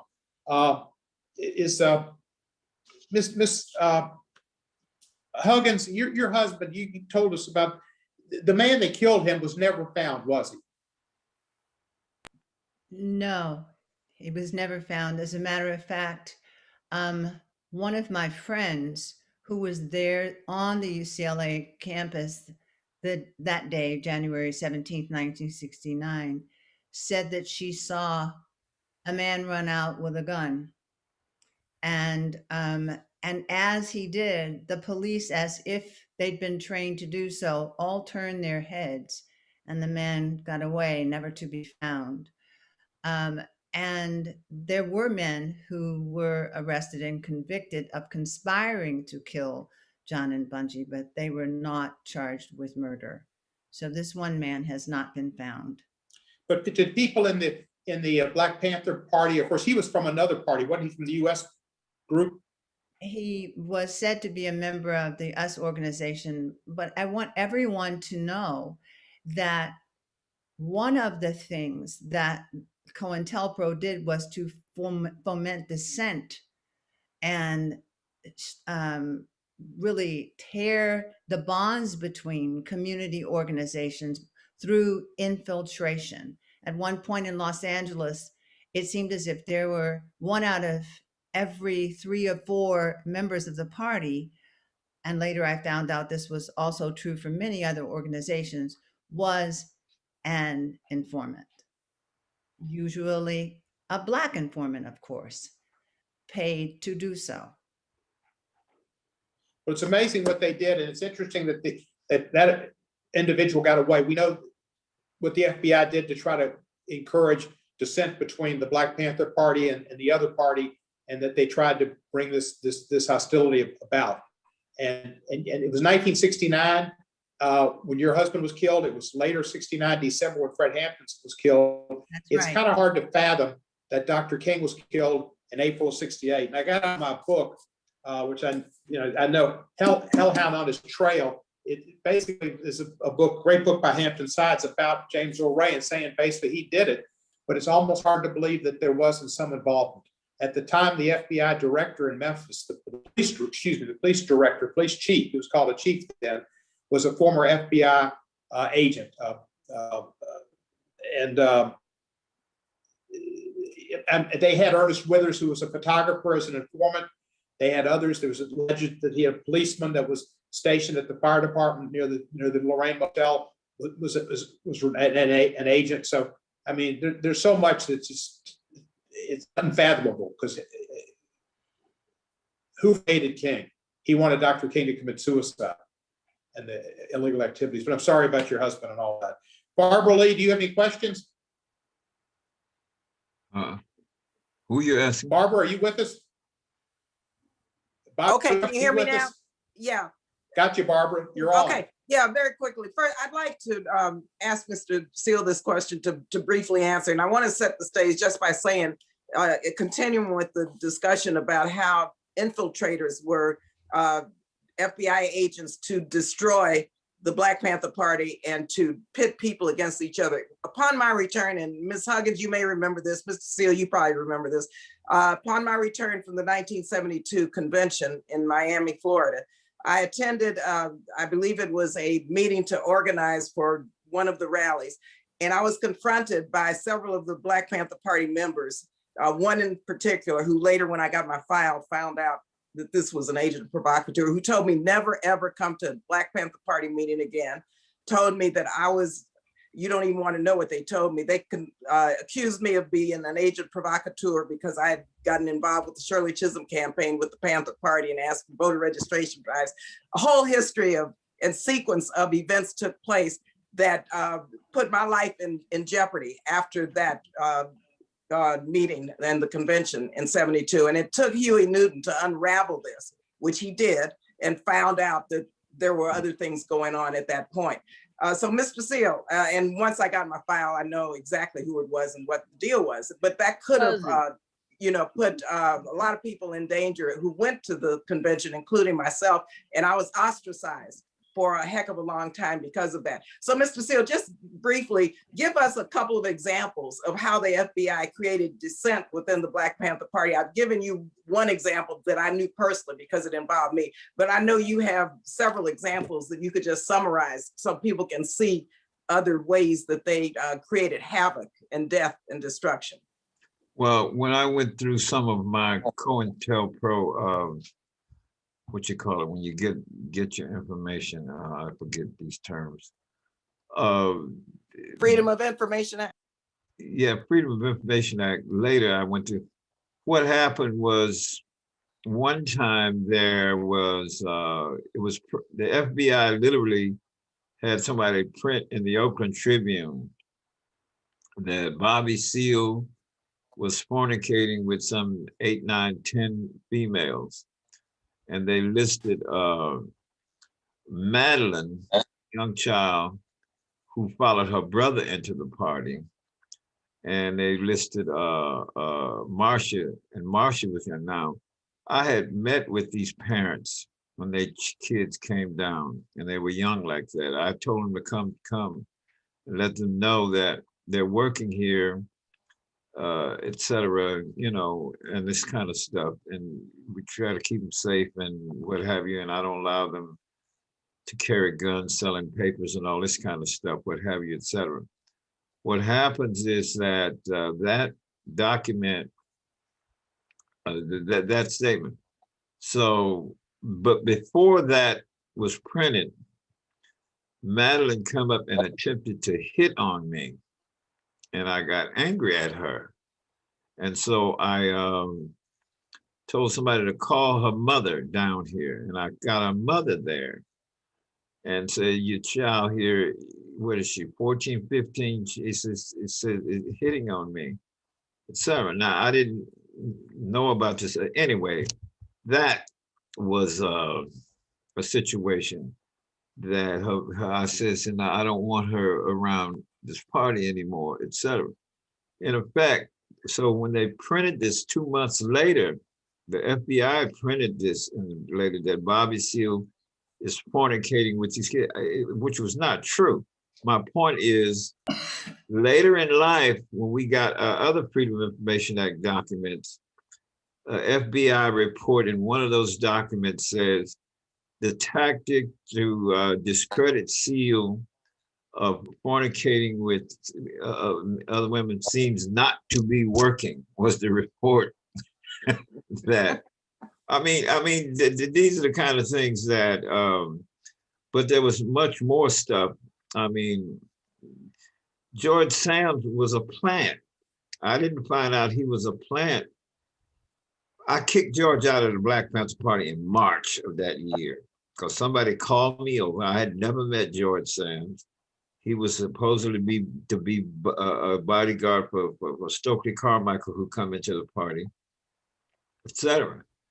So the field marshals and the others there says he jumped on this brother. And this is in March of that year. He jumped on this brother here and said he was a police and that's why he was beating him up, et cetera, et cetera, et cetera.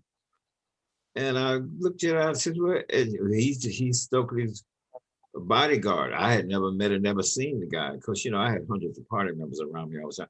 My point is, and so I said, well, asked him who he thought he was. I work with Stokely Carmichael and blah. I says, oh man. So I said, we're kicking him out of the party. And he had 2 pistols, guns stuck in his belt. And we took his guns. And then told him, I said, you're out of the party. Get out of here. You can't, I said, get this man out of here, man, before I have to knock him in the goddamn head. I mean, I was pissed at that stuff, you know. And so they got rid of him. Now, that was in March. Can you wrap up in the next 10 seconds? Because I have to go to Ms. Huggins and we're past time. Okay, I'll wrap it up. Is that what I want to do is I need to sit with people, and the sister who just gave that whole report on the Senate investigation hearing.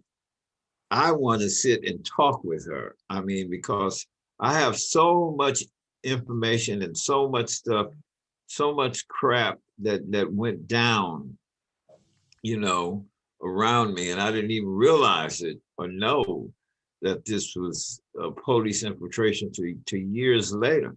Right Sure. on down to the fact, when I went into jail in Connecticut, 2,000 miles away from Oakland, they in a month and a half, they put me on isolation because I organized the prisoners to protest something.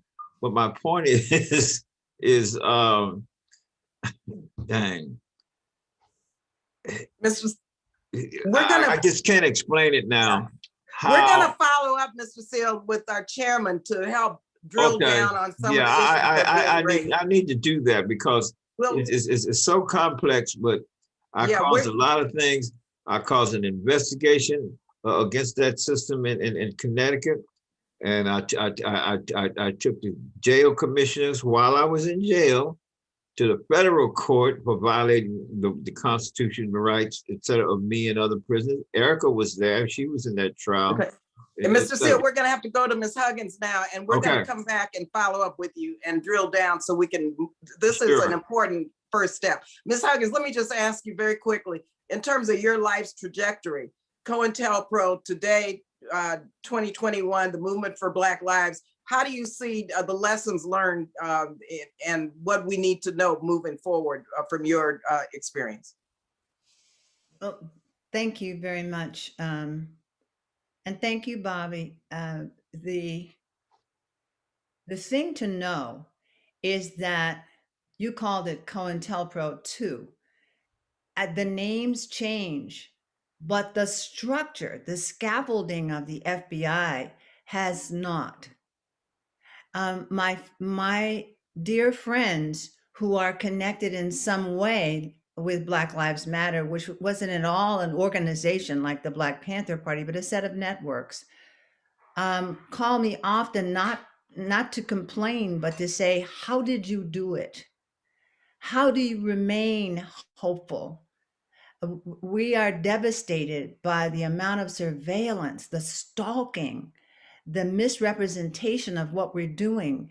You would think that we are criminals because we're being criminalized. So I think that as a congressional team goes forward, that all the areas, as Betty said, of the FBI need to be looked at. You know, what does it mean that you have something called racialized intelligence or racial intelligence? There, I'm saying, Barbara, that racism is institutionalized. We all know that now. We use that term more commonly now. However, we need to do, as they say, a deep dive into the FBI if the structures would be changed so that this can never shine a light on it, so it can never, ever happen again. Thank you. Thank you so much, Mr. Chairman. Thank you very much. And lessons learned, this is the beginning. Yes.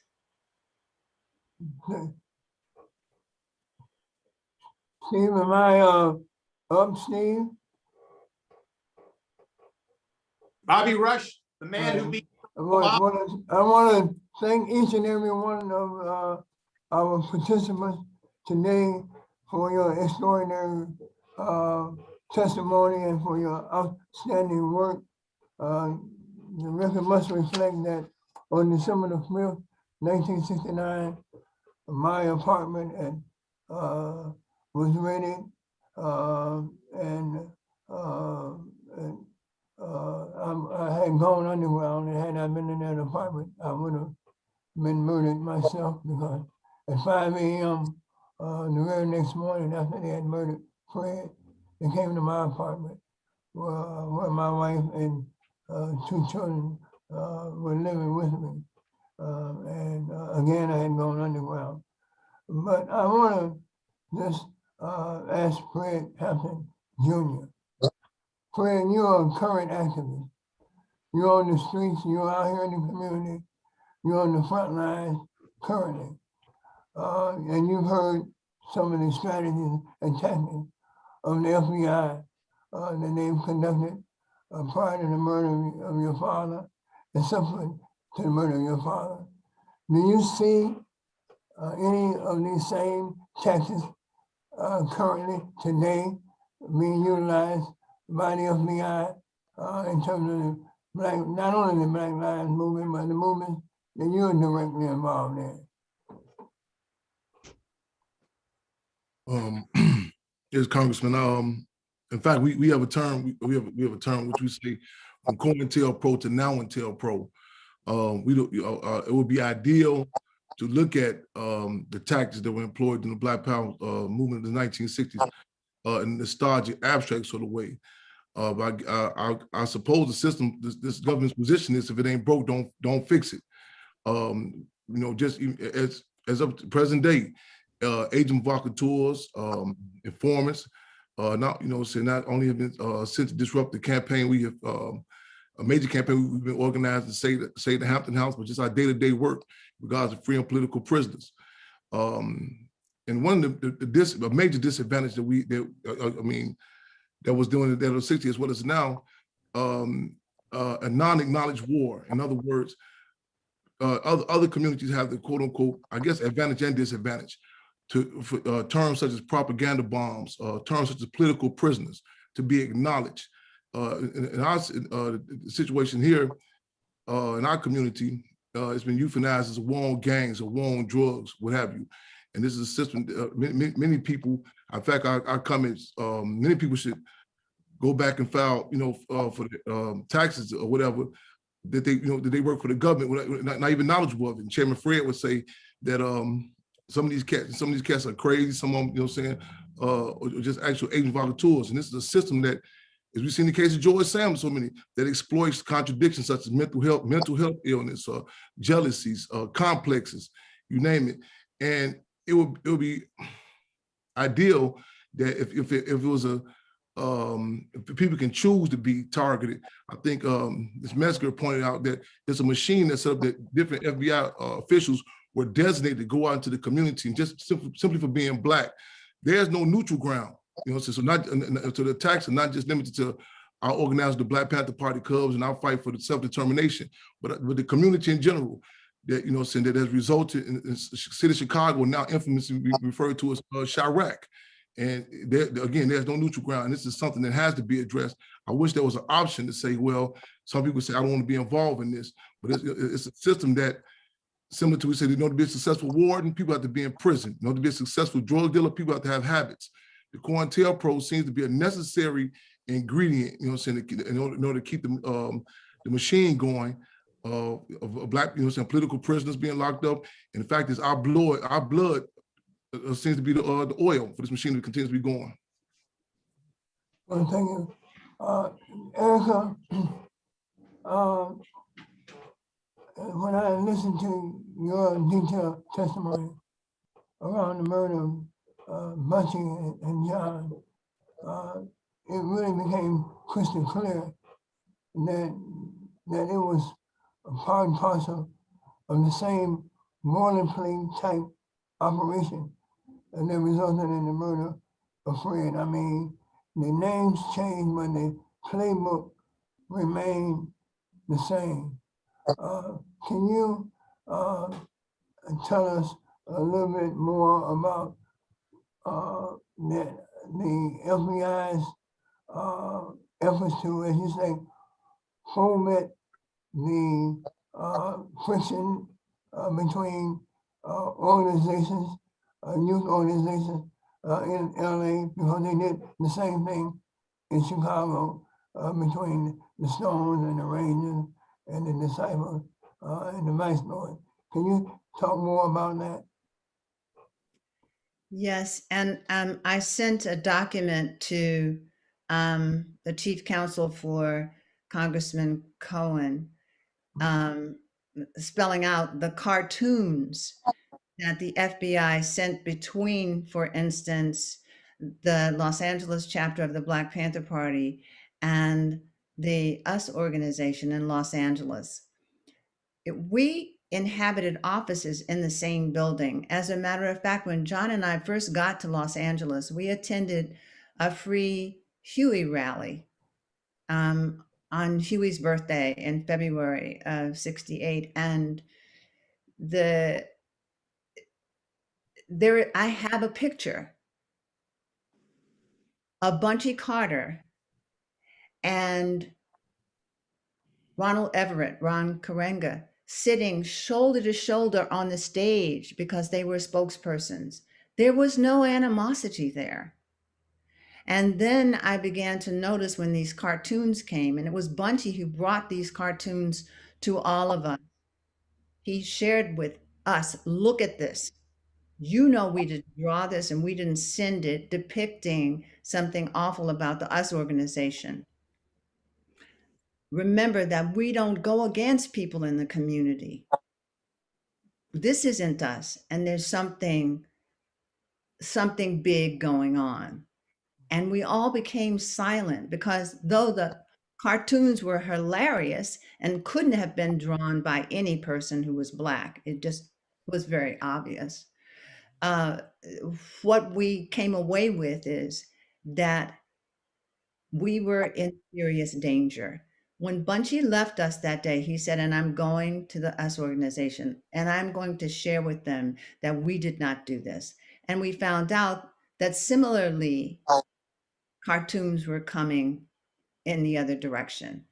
And so on the UCLA campus, this disruption and tension was created, as Fred Jr. described with William O'Neill, and as we know with many informants, that they just went from place to place, creating havoc, often putting young people in danger, and often creating the stage for murder. Yeah, I experienced something similar in the, I think it was about the spring of 1969. We were at the party headquarters on West Madison. At about 10 o'clock that night, we got a call that told us that some of the members of the party had been attacked. They were involved in a shootout in Robbins, Illinois, and they needed help. And so those of us in the office, about 8 or 9 of us, including Fred, we got into, when vehicles were there, we rode out to Robbins. And as soon as we pulled up to that, it was a tavern. As soon as we pulled up, and we got out there maybe about 11:30. Before we could even get out of the car, we opened the door and all of a sudden shots rang out. And it was a setup. The FBI had called in, it was a setup. And we have, there were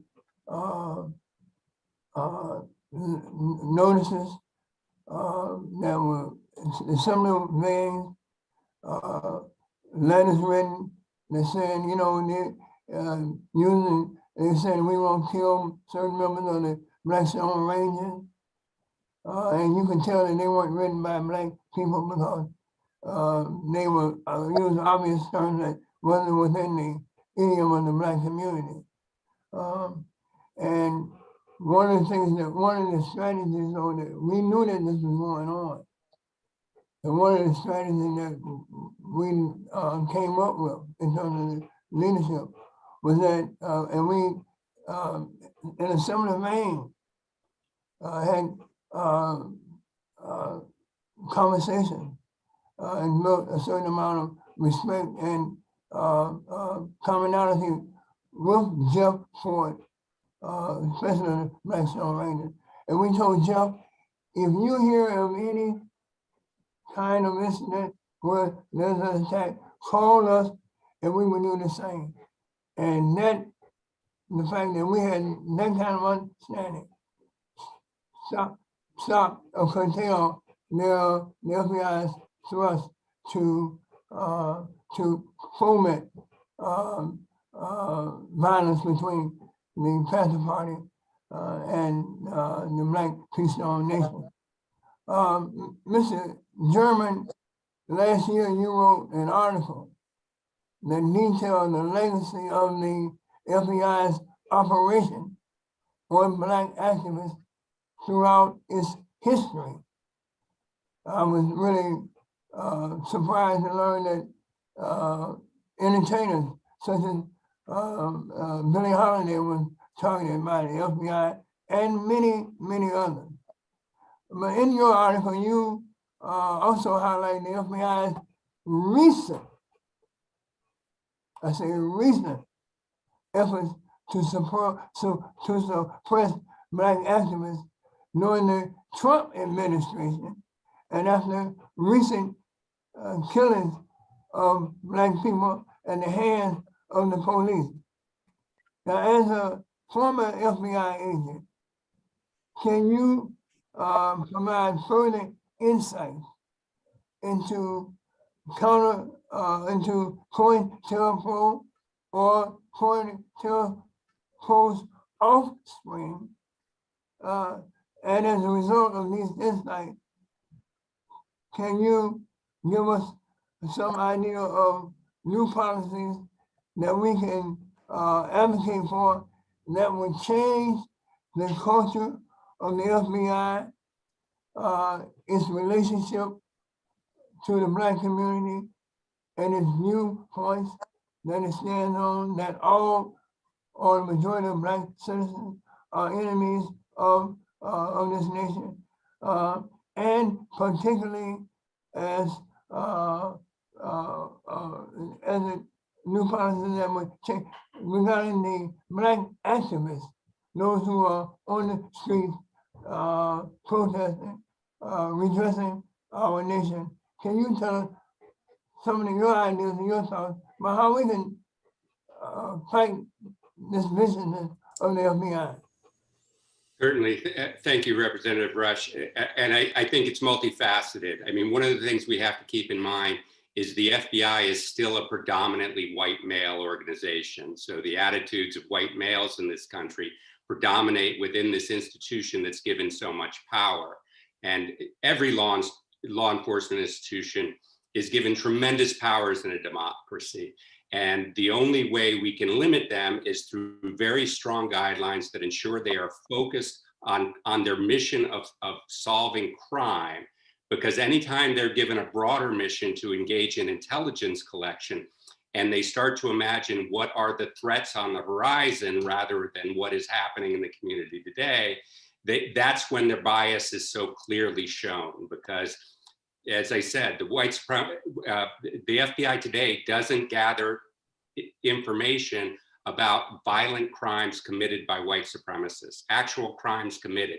They can't tell you how many people die each year because of white supremacist violence, and yet they are engaged in these, what they call proactive investigations against Black activists or against Native American activists up at Standing Rock, or environmental activists or other peace groups that they have infiltrated because they see the potential for the harm that might do down the road is more threatening to them and the institutions they're defending than crime that's actually targeting communities of color.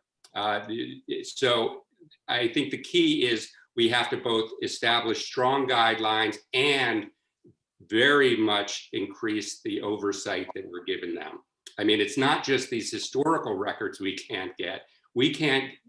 I talked to many members of Congress who asked for simple data from the FBI and can't get it.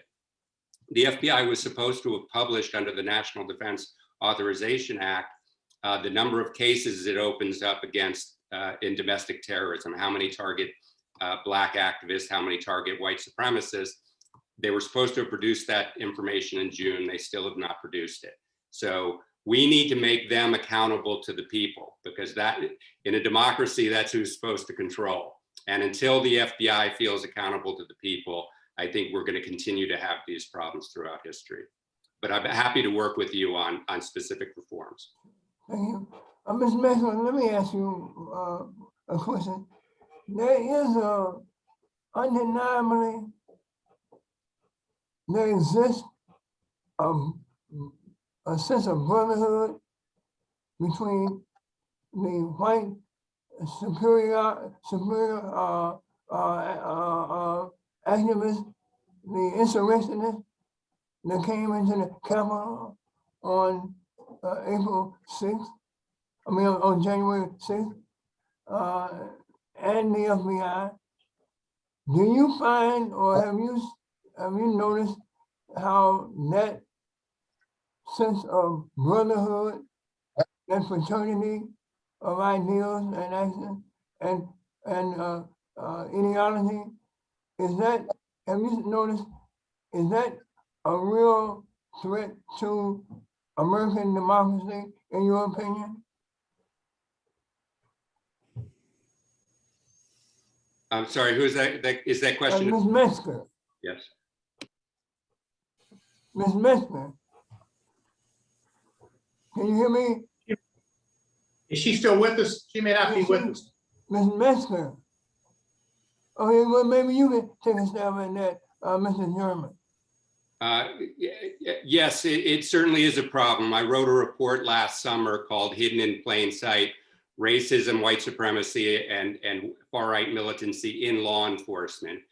This is a persistent problem that's been there forever. The FBI warned me when I went undercover against white supremacists that we had to be careful about who we shared case information with among our fellow law enforcement officers, because those sympathies were well known.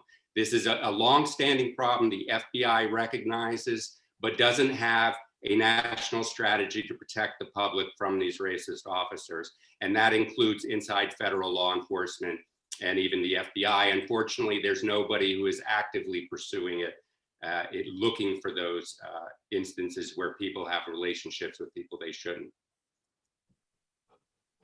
Thank you, Al. Thank you, Mr. Chairman. Are you, Matt? Thank you, Representative Rush. I want to thank all of my fellow Congress people, but also most importantly, the witnesses. This has been very informative. It gives us much food for thought. We will pursue this and go over and have more in-depth Can I ask questions. a question? Sure. Since no question was directed to me, I just want to have 2 minutes. I want people to go to Philly May 15th for Mumia Abu-Jamal to move babies that remains that they're keeping. I want people to go join Malcolm X Day in New York with the December 12th committee, that they're going to be discussing a number of things, and they'll have a forum on Judas and the Black Messiah. I want people to join with the Black Panther Party Cubs, and they're doing a caravan to the gravesite of Chairman Fred Hampton Sr. in Louisiana.